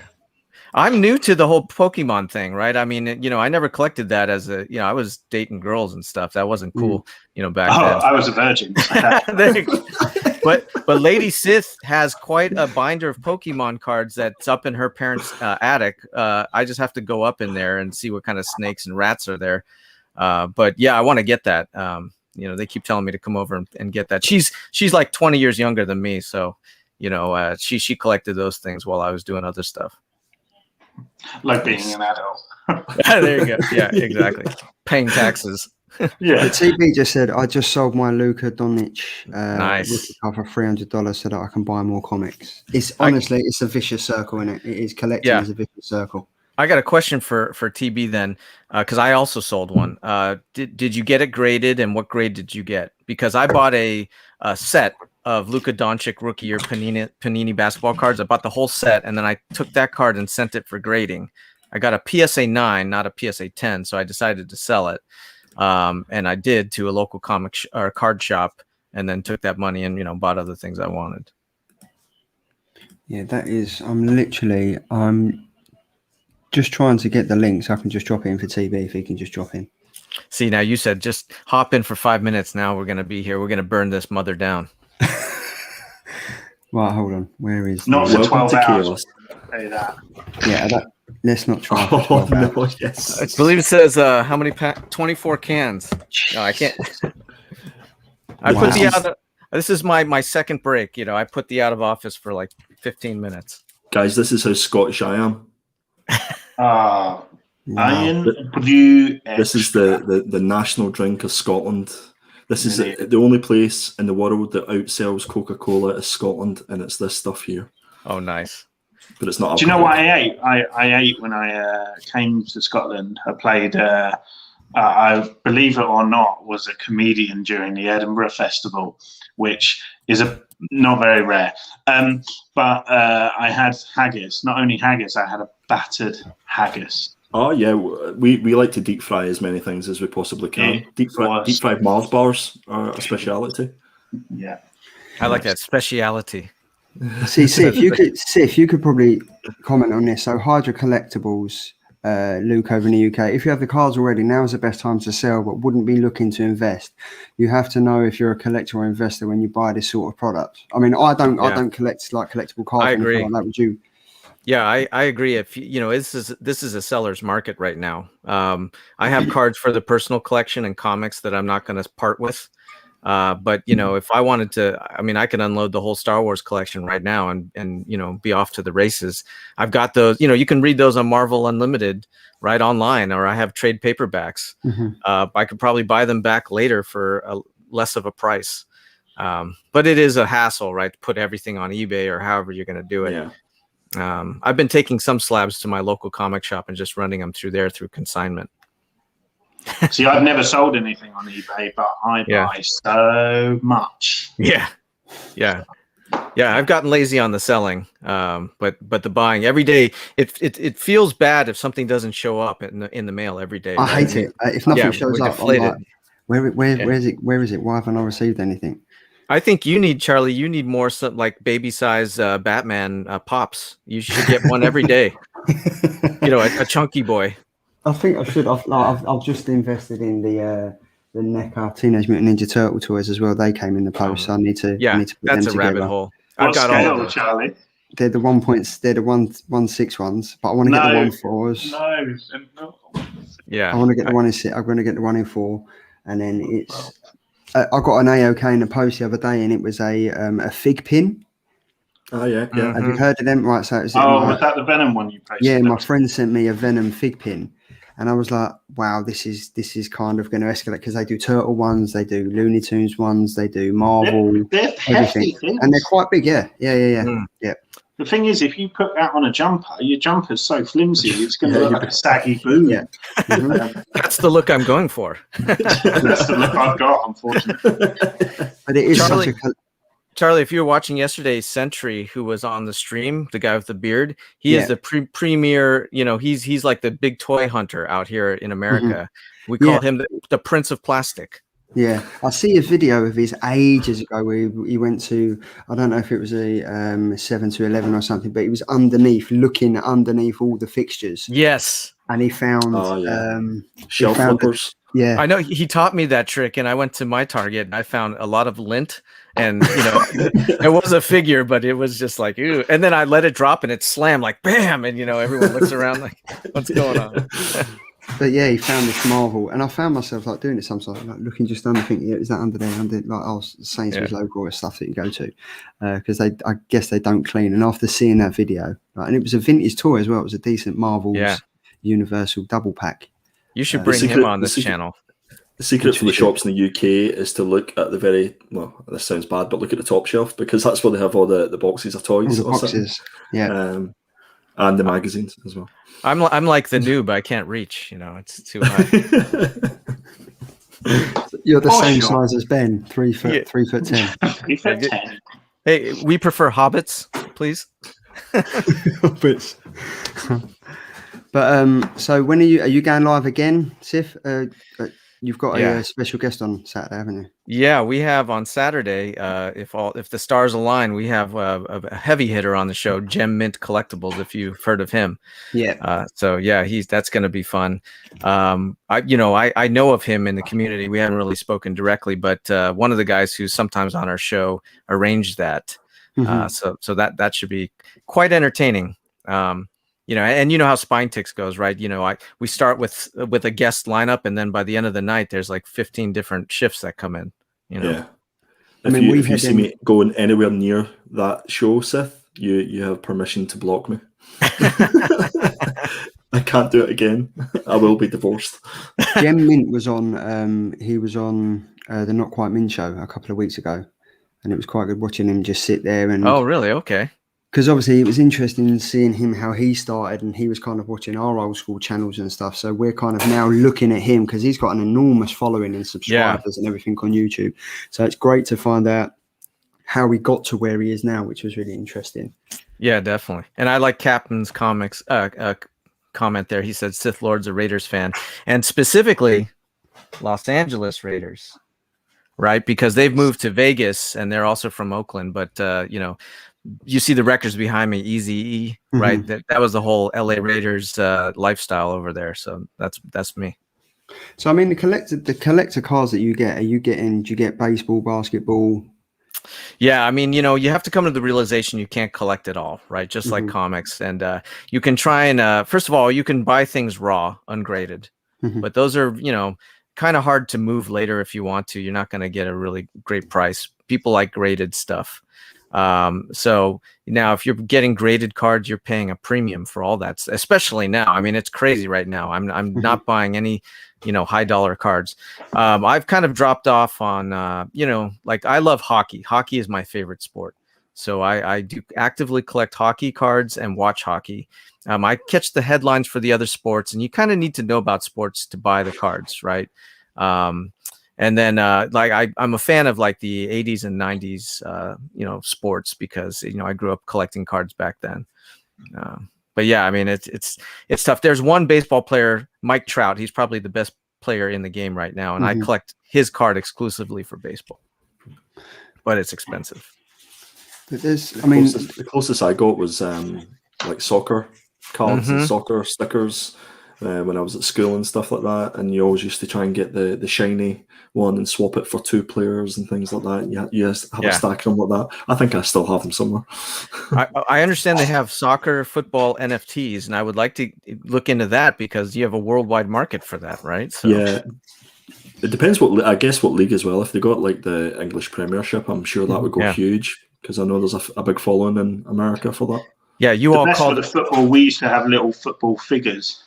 Oh, little soccer player football figures with big heads. Do you remember those guys? Yeah, I remember them. Yeah, they football, were. Crazy chocolate, mad, never had Highlight that guy. We were saying, did you ever collect Pogs, Sif? No, I was out. I was being an adult back then, a young adult. So I skipped the Pogs and went into dating. We've established that Sif is basically 50 years old. Yeah, pretty much. I am actually. Getting close. We've said he doesn't age. We joke that I'm stealing Lady Sith's youth, like a horror comic when she's sleeping, sucking the youth out of the ear. There you go. Like Winnie from Hocus Pocus. Yeah, exactly. She loves that film, by the way. Oh, what a Obviously, film. What a film. Copy 801 was into Pogs. Pogs are amazing. Ben, what was the other one? Was it Tazos? Oh, Tazos. Yeah, Tazos. So Tazos were basically Pogs, but like with Looney Tunes on and stuff, I think. It was And Star Wars ones as well. Star Wars Tazos. Yeah. Actually, no, I think the difference was that the Tazos had little ridges in there. And you could connect them. You could join them all up. Yeah, I wasn't doing any of that at that age. Please never do that again, Ben. Please. Between you doing that and Charlie doing the girth move, right? Yeah. What have I found myself into over here? What is going on? You can talk. But I did try Captain Comics. I did try and get him on, and he's just messaged me saying my internet is cutting in and out. I mean, I think we're on episode 9 of season 2 now. So I think there's about 36 episodes, and I think every 1 or 2 episodes, my internet drops out. I mean, it dropped out the other week with when we was interviewing Matt Kind. It dropped out with David Nakayama. It seems to be a thing that just happens. But it hasn't. Guess who's there to pick up the pieces? Mr. B. Even though I've left the stream about 3 times today. Yeah, exactly. I think TB said he's going to jump on. He's just finishing his dinner, so it'll be interesting. But yeah, I mean, it's great having you on, Sif. Like, I mean, like, I love it, man. We're all talking a lot now, and it's great to like do link ups, and then we've got Mr. Mr. Charlie did that again. Charlie, stop it. Do the link ups, and then obviously we've got Mr. Impromptu Perpetual falling asleep, putting people on the solo scream, and then just getting more thumbs down than was even possible from people in the chat. But I mean, it's great. Like it's really enjoyable. It's really enjoyable, like watching your stream and stuff. And because Appreciate that. I don't think in the UK card collecting, other than James who collects the cards and stuff. And talking about cards, I think Richard, not quite mint, is really into it. hey, how you doing? Hey, what's up, man? What's up, dudes? What's up?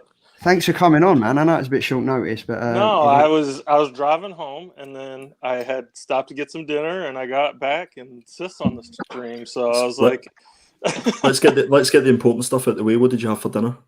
McDonald's. Nothing. I was Oh, about to say McDonald's. Did you get a Pokemon Happy Meal? No, I don't. Oh, I'm damn. not into the Pokemon craze. I've watched some of the series when I was younger, but I'm not into Pokemon now. But My hair You can't is see longer the than other side yours. of the camera. He's actually got a massive poster of Charizard. He's got a nude Charizard. No, Let's clarify. no. But Sith, so I sold the Donkich. It was just the Panini Prism base, so Okay. just a base. And then I also sold a tray. I had a whole set. Was I it had the raw? whole base set. Yeah, it was raw. Oh, wow. I had the whole base set, and so they gave me $400 for the Trey Young and the Donkich. So Wow, man. I need to send you then. I have the whole set too. And yeah, I didn't get anywhere near that for a PSA 9. I need to send you my set so you Well, can liquidate that for me. They like the shop that I go to are good guys. But he's real fair. Like he'll basically give you, he's like, look, most of these, he'll look at it and say, it was raw, so he was like, it might be an 8.5, a 9. Mine was probably a 9-ish.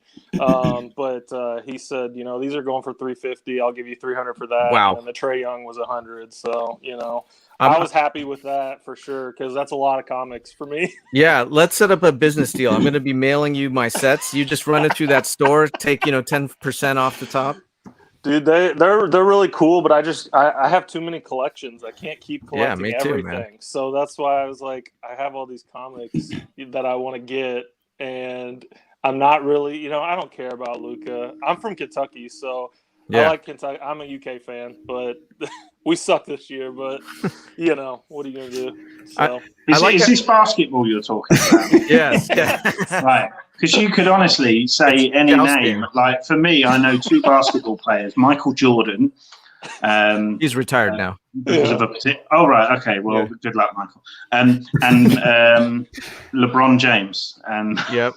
that's it. And I know them both. because of one if franchise. you had because of Space you had a Jam. LeBron rookie card, then you should you could you'd have something. Because I've got a Kobe rookie card, man. You do?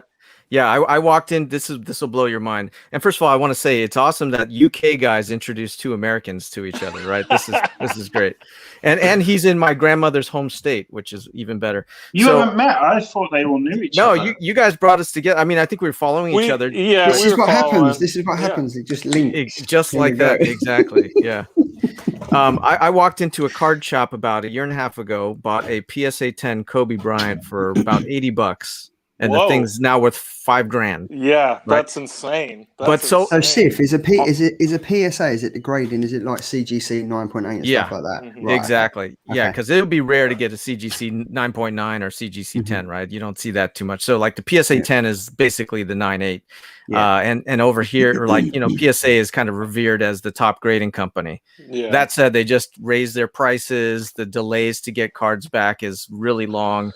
So that's I think why I yeah. didn't grade the Luca, because I was like, it's gonna take forever. I Yeah. don't want to deal with all that crap. And like, the card shop may grade it, or they may just sell it on raw, you know. But they do a ton of business. They have like Facebook live sales every week. Like, it's a cool shop, but like I said, I just can't keep up with it. There's too much stuff to want and have and stuff, and it's expensive. So you can't collect it all, man. no. So Sif, was it that really awkward thing where like someone dies and you don't know how long to leave it till you look up the price has gone up? Whoa. We know Yeah. Captain Comics is on. Yeah. Yar, matey. ahoy. Ahoy there. Howdy, mates. That's awesome. And I do have a pirate shirt in the closet. I'm tempted to pull it out. Pause. But yeah, Ben, you know, actually though, the thing with the cards here, because people will say, oh, it's because Kobe passed, but it's all cards, you know, LeBron, like Tyler was saying, everything is just taken off. And you know, my Mike Trout collection is, you know, it's insanity, and it's very tempting to liquidate that stuff and then, you know, consolidate like TB is saying.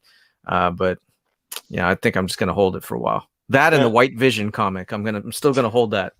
Oh, West Coast Avengers. I tell you what, I watched One Division, so it goes live at 8 a.m. On a Friday morning here in the UK, and I watched it probably at like 8:30, and I went online at 9:30 just for curiosity, not because I was looking to buy the comic myself, but West Coast Avengers literally had 6 listings at an average price. They went as I was looking at it, like that's crazy at like 9:30 in the morning. Like, and I've got it, man. I mean, if you just look at that, that's all.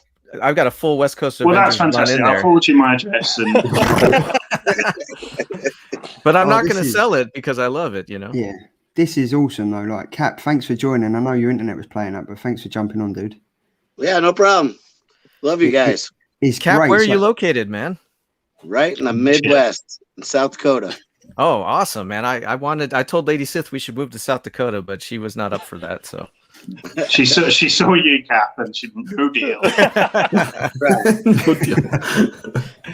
But this is great. Like literally, we was just ending, and I kind of brought on. I've been pestering Sith. He said he wasn't going to come on, so I pestered him. And hey, keep it going, man. If you keep it going longer, I could just punch out of work in about 10 minutes and crack those beers open. Yeah, Andy, that cover. That's awesome. Oh, I that's love cool. that cover. That's Andy the morning after a stream. That is His No skin joke. on that it's like all. It looks like teeth. Yeah, it's like all ripped clock and skin. yeah. yeah. So I call it my choker cover. Tyler, I see on your channel. So obviously you're doing the binding. Yeah. That was well interesting. Like that was a really interesting watch. Just So binding and banging. yeah, and- that's like that was kind of came out of there's another channel that I watch called the Hardcover Comic, and he's up in Canada, and he has an amazing collection. I mean, floor to ceiling, just shelves and shelves, and he does omnis and hardback editions. Like that's what he collects. But he started making videos about custom binds that you send a set of books to a bindery, like an actual professional bindery. And so I was like, that's really cool. You know, I have a bunch of singles and they're just sitting in boxes. And to me, I don't collect for speculation or value. I collect to read it. And so I looked into that, but like, it's kind of like grading. You send it off and it could be like 6 months before you get your books back. And that to me was just like, that's a lot. So I was just for them to hole punch it and put it in a binder? No, the things they do are professional. I mean, it looks like it's not cheap either. So like, I kind of looked at it and was like, I'm gonna watch some videos on binding books, and there was a few videos on YouTube of guys that had custom bound some comics because it's different than binding normal paper, but I just kind of watched it and thought I could try this. And do you have something you can show us right now? Yeah, hold on, let me grab it. Because I can't picture it myself. Okay, hold on, let me go grab it. I love how Charlie said just as we're ending, and now you got a full party up in here, man. It's fine. It's cool. You better tell the wives you're going to be a little bit longer. So So this is 12. Hold on, I got to figure out how Wow. to show you this. So this is 12 issues. There's a comic book store in town that sells runs, and they sell them for pretty cheap. And that's actually where I was when I was driving home. I was at the. I'll show you in a minute. But yeah, I bound them, and so they're all. Let me see if I can get this in there. So you can kind of see that there's the spine. You know, Oh, wow. and it's actually sewn. So you have to, let me open it up and I can show you. How long did it take to do it? It's not that long. It's just kind of, you got to wait for glue to dry and shit like that. You know? Because it is glued, but I mean, you can open it up. It's not perfect because this is literally the first one I did. And I'm making a video of this. Actually, that's what I was going to do tonight, but I jumped on stream with you guys. I was going to make a video about the final product because I did mess up a little bit. You can kind of, it's not quite long enough.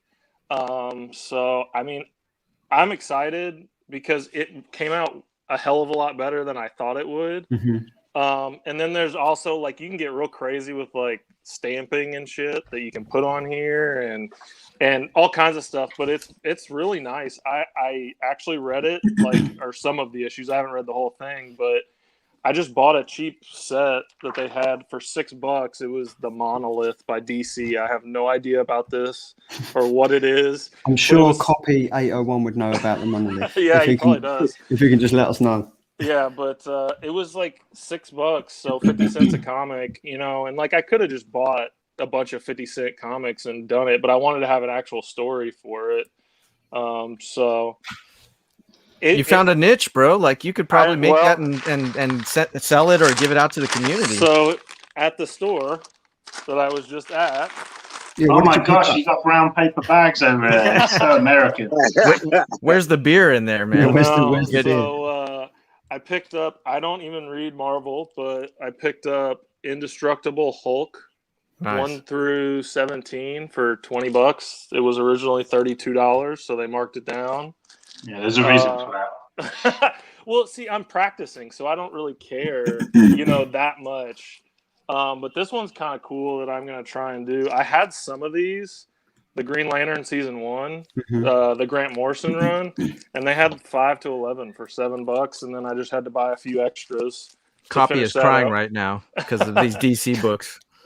But this one's the one I'm most excited about, and this is an indie one that I'm going to wait until I'm better, and then I'm going to try and do this one and like a really nice one. But this is Tokyo Ghost. Oh, yeah. I bought that when that came out. Yeah, Tokyo Ghost. So this is written by Rick Remender, who's my favorite writer in comics. And then the art is Sean Murphy, who did the Batman White Knight stuff.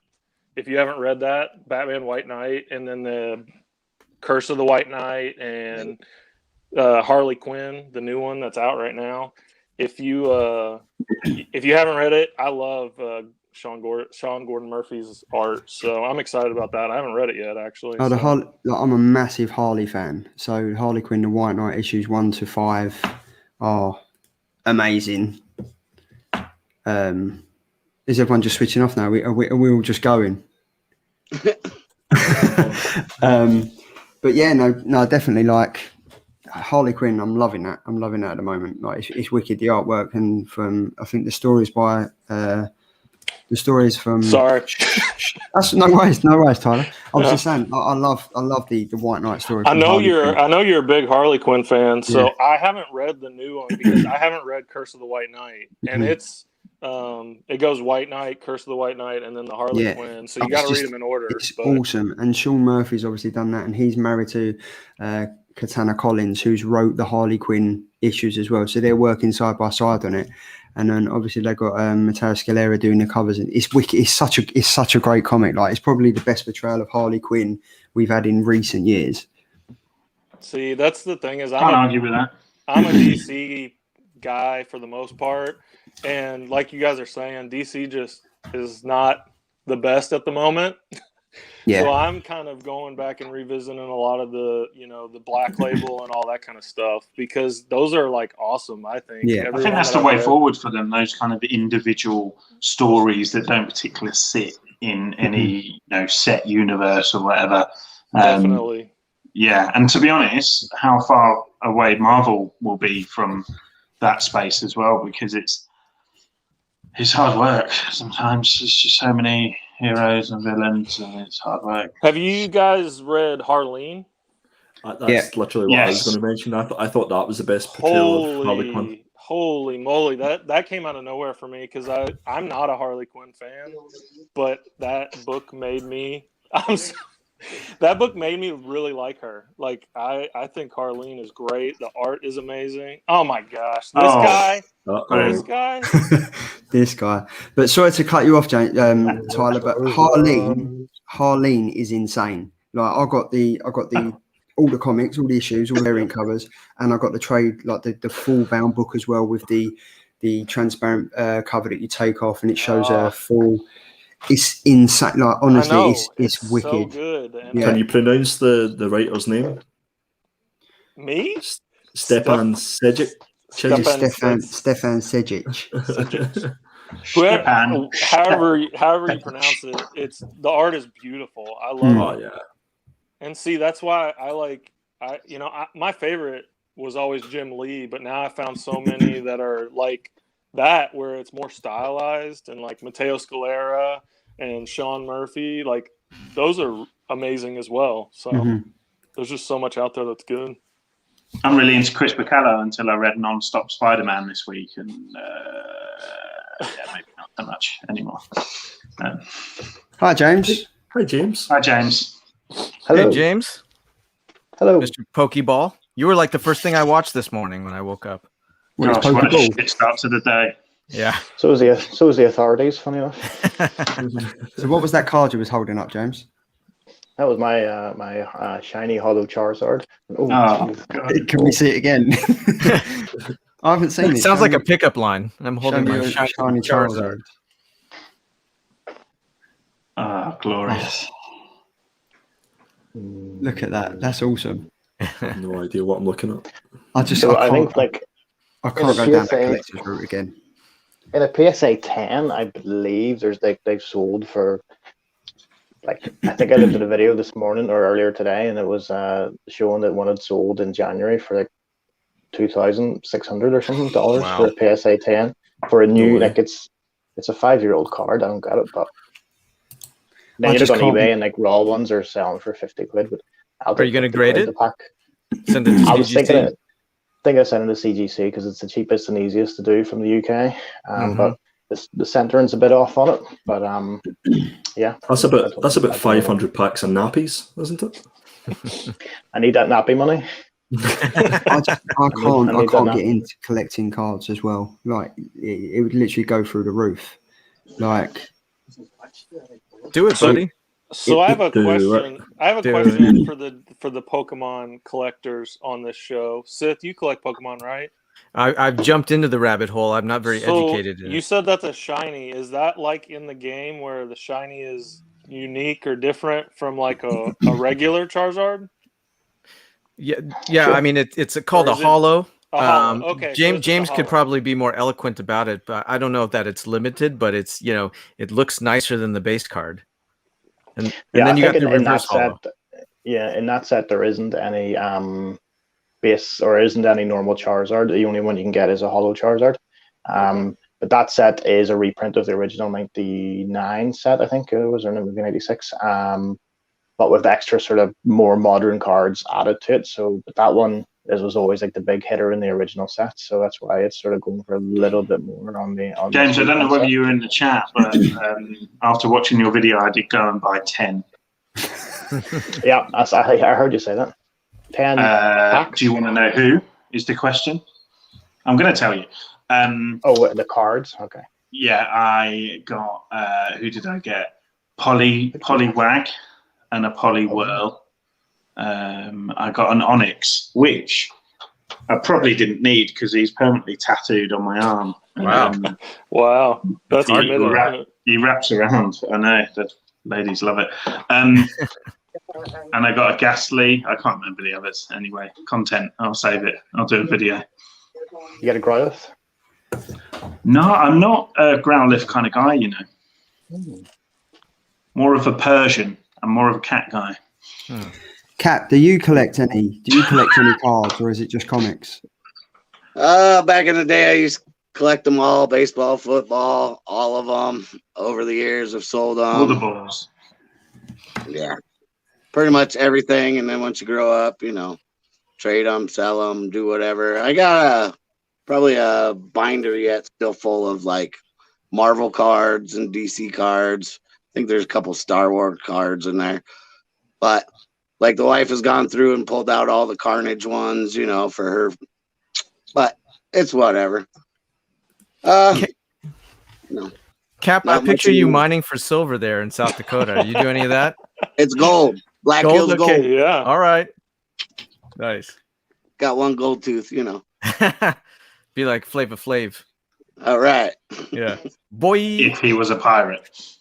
Well, that's the mashup we all want. But no, we need more pirate rap for sure. We do. How I got my wife, I just told her I like chests and booties, so she was like, all right, you're mine. Are we turning this into panels and pints here? I'm in. Come on. Is this going like, are we doing like 10 hours? Thursday. If I was to do 10 hours, I'd be rolling on straight on to work. I mean, we should definitely schedule something like this. I think the UK definitely... Or do it now. Such a bad influence. Gosh, this guy is bad. Let's get started. so you then go to Andy's channel.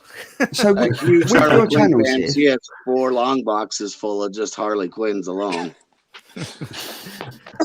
Sorry, Charlie, what'd you say? With your channel, like, did you kind of set out for it to be as full on as it is, like doing 12-hour, 8-hour, 9-hour streams? Way. No, we actually used to have a timer, right? Lady Sith would be like, okay, I think that's because we're both, former Hollywood entertainer people, right? Mm-hmm. So she'd say, 1 hour, that's about a good metric for holding the audience. And so we would just, hey, thanks, that's our show. And then we started having all of our friends from other shows come on. And then it was actually Guy Forge from Pressable Defects, if you've heard of that show. Yeah, he came on and we that's our show. And he said, what are you talking about? That's our show. I'm here, man. I stayed up late. Let's run this into the ground. And then we went like 3 hours, and then it went 4 hours, and then you start drinking, and then Andy comes on, and what do we do, 7 hours? So 7.5, wasn't it? Yeah. So now we've just started taking clips from the show and putting that on the channel, because we realize the live show is like an experience. It's probably not many people going to rewatch 7 hours of a stream, but they'll watch 20 minutes. That being said, I did have one guy, Astro Wizard, who said, hey, thanks, you got me through a 12-hour shift. He watched everything we did last Saturday. Wow. on 3 different shows. So wow. And then obviously, speaking about your show, we've got Andy and James Panels and Pints, where it all kind of started, like, I guess the relationship across the pond kind of started when you jumped on backstage, and then, that was awesome. And I think it was me, Andy, James, there was Sean, we had Phil from Nerdiverse, and we kind of all jumped on there. And I think even that stream you carried on going for like 6.5 hours, wasn't it? Yeah, that was great. I mean, because we all hopped on, right? You guys opened the Spine Tick show, and I think you guys must have gotten some subs and attention from that. And then Andy lost it all for us when he got the 27 thumbs down. So we kind of built up this really good reputation from the UK. Yeah, we're happy and everything. And then it just like they looked at Andy like that. I just done the drum. Yeah, sorry, Scotsman. Screwed your algorithm for 5 years now. It was like up here, and now we're like down. So we're trying to build it back up again. So yeah, they're gonna blame me for Andy. No, definitely. See if we can get those records unsealed and broadcast to everybody to see. So I was only on that one for a wee bit, so I'm interested to see what happens.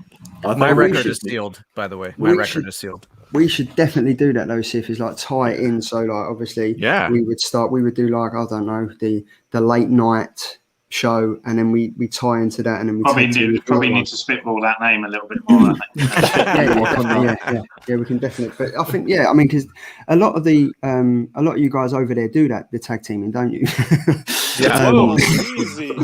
Easy. I'm in. Yeah, the tie-ins would be great, right? We start like the King in Black, right? We start on Panels and Pints, and then go to this channel, go to that channel. That would be fun, man. Yeah, I mean, I definitely think we could do that. I mean, because I don't know if we'd let Andy drink on that. Maybe we just keep it. I'm it's a requirement. Teetotal. I'm teetotal now. I don't drink. And he has to anymore, eat guys. haggis. So let me ask you this, guy, because in America, right, we have this courtesy where we try not to overrun other people's shows, because everybody's got a show at a certain time. And we share an audience, so we try not to hold the audience here while they're streaming. Do you guys have that where I know in this group you know when people are going, but are there other people, streamers in your circles that No, we just don't care, Seth. Yeah, we just don't care. We just barrel over it, huh? Yeah, but to be honest, it kind of... That was the 27 the thumbs down. Yeah. It was all the other streamers. The CGC unboxings. I don't really think there is. I don't really think there's like a crossover of anything. Like, I don't like with Panels and Pints, it's the Saturday. With this, it's the Thursday. The Nerd Herd do there on the Wednesday. You've got Ben that's on at 5 o'clock on a Thursday. So it all kind of works well. There's not really, if I'm honest, I don't think the UK scene is big enough. You've got Hydra who does his videos on a Tuesday at 6 p.m. So it's kind of all, I don't really think we're big enough yet to kind of warrant us crossing over and thinking, I'm going to do this show. Well, you say that, but then I'm taking over your show next Thursday. So. Yeah, and what are you taking over my show? I'm just going to give you the big screen for this because you wanted to plug. To be honest, what's the point of me plugging it now? No one's still watching. Yeah, there's still 6 people. Right, there you go. Look, I've had these waiting there the whole time. Okay, next Thursday, March the 18th, 9 p.m. GMT. You guys work out your time. I'll be going live for the first time on my channel. And I'll have various people from the comic book community as we raise money for Comic Relief and Red Nose Day. Head to my Instagram at Attention Seeking Geek. Click the link in the bio and you'll be taken to the Just Giving page where you can donate before, during or after the event. This has been a public service announcement from Ben, the Attention Seeking Geek. Thank you, Charlie. Back to you in the studio. That was great. That was very professional. I'm looking forward to it next week. He just widened the audience, man. There's a whole audience for that kind of look. So there's me saying that we're not. I got a question for the ignorant Americans in the audience. What is Red Nose? Which one? Me. Red Nose Day is it's a charity here in the UK, Comic Relief. So it runs every 4 years now. And it's not like a usual kind of charity event. You have like Children in Need and Stand Up for Cancer and stuff here in the UK that obviously goes to very specific places. Red Nose Day, the money kind of goes everywhere to lots of different amazing causes kind of in the UK and around the world. So it's always it was kind of started by comedians basically as a way of obviously attracting people to the charity and stuff. So it's always been something that I've been drawn to because I used to run stand-up comedy nights and get money that way, and now I'm just going to get money over the internet. The link you have, can you do US dollars? Because it only says, I think it only has euros or pounds. It's a minimum of $100 though, Tyler. Okay. Exactly. I'm gonna have to sell some more basketball cards. I don't know. It's very. Thank you very much. I'm hoping it should just take your money anyway. It should just convert it. Do you know what I mean? Like automatically. But because I think it takes PayPal or something like that. So I'm hoping, but I'll confirm. God, no one's asked me like a serious question about the charity yet. I'll get on there and do it right now. If you do tune into it, guys, it's going to be fancy dress, so you'll be able to see the. I'm still waiting for Sean to turn around and say, "Oh, my outfit's still on its way" and stuff like that. Well, the good thing is, if anyone doesn't show up last minute, if anyone lets me down last minute, I know that I can just get Cap on the screen, and he'll be in costume automatically anyway. We was just graced by Tori on the screen as well. She just made a brief appearance and then went back off. So, but that was took a look around, not for me, and left. The little babies are running around. She'll come back in a minute. I still think the best outfit Cap was wore was on my Christmas show when he came as a full-blown Christmas present. That was. It must have been so uncomfortable just to sit in a box for like an hour and a half. Well, and then all them little games you had, so I felt like a T-Rex because I could only go a certain amount. I have a red coat colonial uniform and a tricorn I could probably wear next time if I have enough preparation. I have one around here somewhere. Nice. Don't get your expectations up with the costumes for this. I've got a very strong feeling that all of the lads will look pretty bad. No, I'm going all out. Have you? Yes, yeah. Oh gosh, okay. Yes. Are you talking about like tuxedos and stuff, or no, like fancy dress? Okay. Yeah, as cosplay, comic book. Okay. Okay. Cosplay. Yeah, I mean, when you say fancy dress over here, I'm thinking, like tails. Tuxedo, yeah. Exactly. Yeah. Yeah. Ooh, your dress is so fancy. Yeah.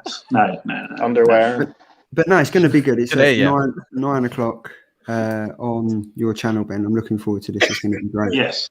Yeah, it should be good fun. So I've got it's kind of a weird mixture of comic book topics mixed with comedy, and we'll have some live auctions going on during the show as well.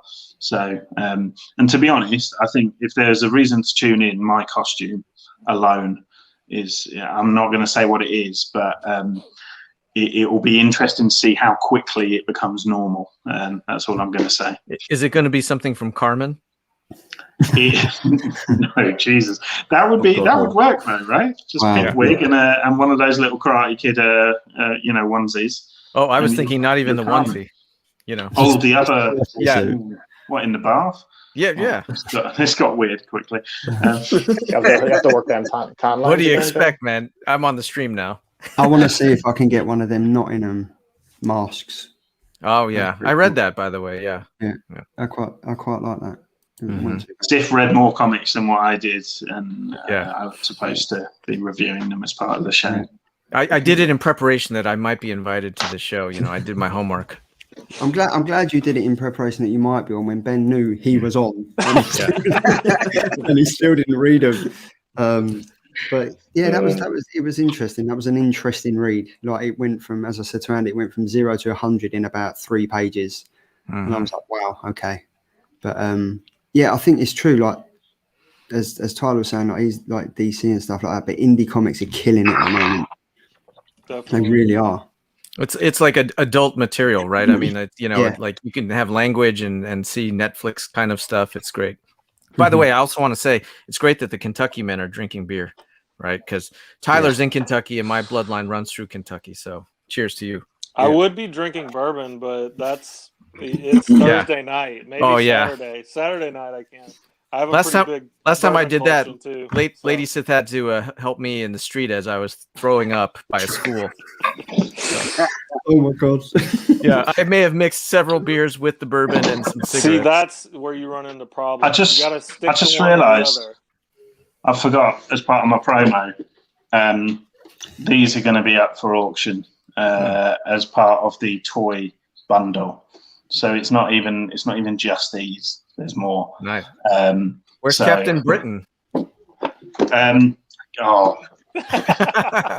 How many people care for Brian Braddock, really? Thumbs down. Not on my channel, so it's okay.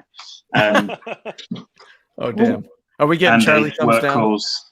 That's it. Do we have a Meghan Markle action figure? Ooh, there we go. Hey, she was good on the Hallmark I was going somewhere further. Go on. What does it do, James? I don't know. Talk Steel Pro, maybe. God. Well, rather than the Prince Andrew action figure. On that note, I think Andy's accessories. I wanted to get him back on to say goodbye to everyone before we log off and stuff, but he's gone. So what I'm going to do, he's not. Oh, he's coming back 1 sec. Right, okay. So he can go last. I thought we were. Yeah, dude, we're going for I like thought 4 we more were hours, going- man. Guys, What? you are more than welcome to take over this stream. I'm not like if we can tie something together, like if we can literally link this up, it would happily work. Like I'm happy for that. Like if it was What to time be is on- it out there? 3 over here. Yeah, 3 in the 6. afternoon. Yeah. 6:18. 3, 4, 6. See, but we should definitely do it. I mean, we talk enough. We should just literally link up and just tie it all in as one. Andy, what are you up for that? James, Ben, 100%. Sure. Definitely. Yeah. Not for 12 hours, but yeah. 10. Yeah, Okay, I'm 10. 13. 10's 13. fine. 10's fine. But honestly, it's such a pleasure having you guys on. Like I just dropped the link to you and you just jump on. So it means honestly the fact that you guys are willing to just jump on and chat comics and talk about the Killer Card show and stuff like that. It's pretty awesome. So, but thanks for that. So I'm going to start with you guys. I'm going to start with Sif because I know you've got something lined up on Saturday that I can just honestly shout about. Everyone in the UK should tune in and watch, and then Yeah. you can take it from here, brother. Appreciate that. Spine Ticks Saturday, 8 p.m. Pacific. What time is that? 4 a.m. for you guys. We're gonna have a great lineup with Gem Mint, who is huge over here. So it'll be his first time on the stream. So I imagine we'll start with him, and then he'll probably hop off, and then we'll do our usual thing about reviewing indie books and mail calls, cover themes. And then probably drunken behavior, probably 10 people from the community are going to hop on. Maybe Andy will hop on. So everybody's always welcome, man. If you guys watch Spine Ticks and you see an opening on the panel, just message me on Instagram and we'll get you on the show. And just a quick question, Sif. Where did the name Spine Ticks come from? Marketing, man, marketing, right? Because over here, everybody has these auctions on their channel and they're always showing a comic and they say, this comic book looks great. There's a few Spine Ticks over here, right? And now what they do is they hold the comic book. They say, there's a few Spine Ticks. Oh, shout out to Spine Ticks, right? So it works out great. Yeah. That's very smart. That's marketing at its best, man. Appreciate that. But yeah, so Saturday, was it 8 p.m. Pacific? That's right. 8 p.m. Pacific, which is like sleep time over here, Yeah. but I'm sure. Yeah. Specific. And then I'm the following week, we're doing our 500 giveaway. So you definitely want to sub up and, because we're going to be giving out slabs and things like that. And, we're not limiting it to just the continental US. I mean, you could win, maybe we'll send you a life-size pop or something. Why not? I'm only 3'10", as Ben would say. Yeah, why not? That'd be interesting. But so thanks for that, Sif. That's great. Yep. Tyler, what have you got lined up, sir? So I do a show called Bourbon and Books, or not. It's not a show. It's just a weekly review of a bourbon and a comic book.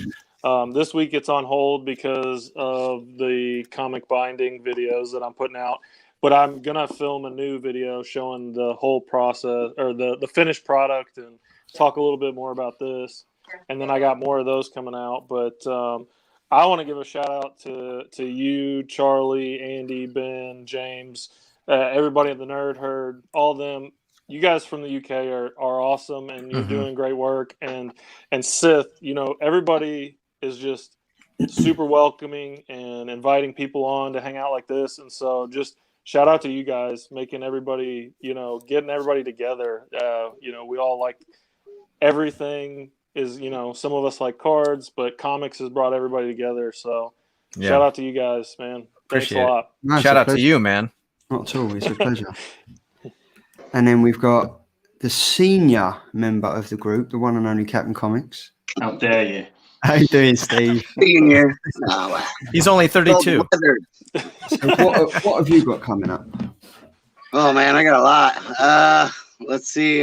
Friday night, Tony Sanders, The Hunt. The wife will be on that. The Slamazon, if you haven't seen her. Oh, nice. Got her own action figure. Wow. Yes. Saturday morning, I got Cover Slingers on Gray Man's show. It's booty covers this week. Thick. There'll be a lot of booties. And then later on, what's that? Said I'm watching that one. Is that like Peach of the Week? Yeah, sort of. It's the bum of the week, I guess. You guys say bum. And then Saturday, later on in the evenings, I have a show where I'm inviting new people on that have been in chats but never done any Instagram, or never been on a live channel. Like last week I had Firehawk on there, J Hag. Nice. These guys that haven't, they've been in chats and stuff, and so I invite them on. They don't have to show themselves or anything, but new people in the community from Instagram to YouTube people, I'm like, make that jump. Come on my channel. I'll make you feel welcome. So we just sit around and shoot the ship is what we call it. Shoot the ship. Yeah. And Sunday, I can't remember, but there's something on Sunday, but I'm always around. I'm in people's chats. I love my UK brothers ever since, they kicked my butt in lame or frame, But besides that, that's really about it for me. You got anything? You got Friday's show. I have the hunt tomorrow. I'm excited. That's Slam gonna be is good. on. Thanks for way jumping excited. on, Tori. I'm going for the World Heavyweight Championship title, so that should be fun. What else? Anything else? Saturday, don't you have a show too? Yeah, I might be doing my culture show, my cancel culture show. Then yeah, other than that, that's all I have. Right. Hanging out with you guys. That's great. Very interesting. Thanks for that. That looks wicked. Andy, what have you got coming up, sir? I don't know. Beer. No idea. More beer. Yeah, you know me. I don't plan anything. I just jump on, Mr. Impromptu. But I would like to give a couple of shout outs. Well, first of all, 18th of March, definitely make sure that you go to Attention Seeking Geeks channel and donate some money for Red Nose Day. And on the 3rd of April, that's going to be our next Panels and Pints show. So we're really looking forward to that. Shout out to Rhea O'Reilly for joining us on Panels and Pints. She was absolutely fantastic, and hopefully will be joining us again. And last but not least, I'd like to give a shout out to James's Shiny Charizard and Sif's Filthy Reverse Hollow. Filth. Right. Love that As word. always, short, sharp, and sweet. James, what have we got from you, sir? I don't know. I'm probably gonna stay at home and play with my Pokeballs for a bit. And yeah, just here's the guy. His Pokeballs have dropped. These Pokeballs have dropped. Not yet, but Are soon. you More going to try and thumbs get? down. Are you going to try and get the full set of that, like so? Charmander, Charmeleon. Oh no, in Charizard, yeah. No, you're just going to stick to your shiny Pokeballs. Charcoal. Charcoal. Okay, cool. So, yeah. And who's on Panels and Pints? Have you got anyone lined up for Panels and Pints yet? No, not yet. But we're giving ourselves a month to prepare for it. Actually, we do. There we but go. I've not told the guys yet. Oh, well, that's great. Oh, there That's we great. go. I give him the reins on my show, and he's a secret about it. Very good. And then, it's going to be a nice surprise. And Ben, who have we got? So obviously you've done the shout slight out. domestic there. You can do a shout out again if you want, and then obviously what you got on your channel. Oh, okay. Cap, I bloody love you. I'm going to shout you out because you're just always there, and anyone just even being there on my channel is welcome. So thank you. I posted my weekly picks of the week video this week. It's like 8 minutes of your life, guys. Do you know what I mean? Like, just give me those 8 minutes. So yeah, no, that's where I picked my favorite cover, panel, and overall read of the week. Where'd you get your covers from? Where's your inspiration to get your covers from, Ben? There's this weird Cockney guy on a Monday. He at 12 p.m. he posts like all the covers that are coming out that week. It's probably quite boring in the scheme of things, but I watch it because it's educational. So, yes, and of course next week there will be no video because I will be going live for Red Nose Day with you horrible lot at 9 p.m. over on my channel. So please do join us for what will hopefully be a really good fun stream with plenty of money being raised for a great cause. Cool. And then I have the 12 p.m. top comic releases every week. That has helped out Sith, it's helped out Ben, and it's probably helped out a few of you that didn't realise these comics were coming out in variant covers and stuff. So that's always good to know. And then I've got no show next week because I'm being hijacked by the attention-seeking geek because he's got his comic relief Big Boy Bad Boy Bash Bonanza happening at 9 p.m. on his channel. So make sure you do check that out.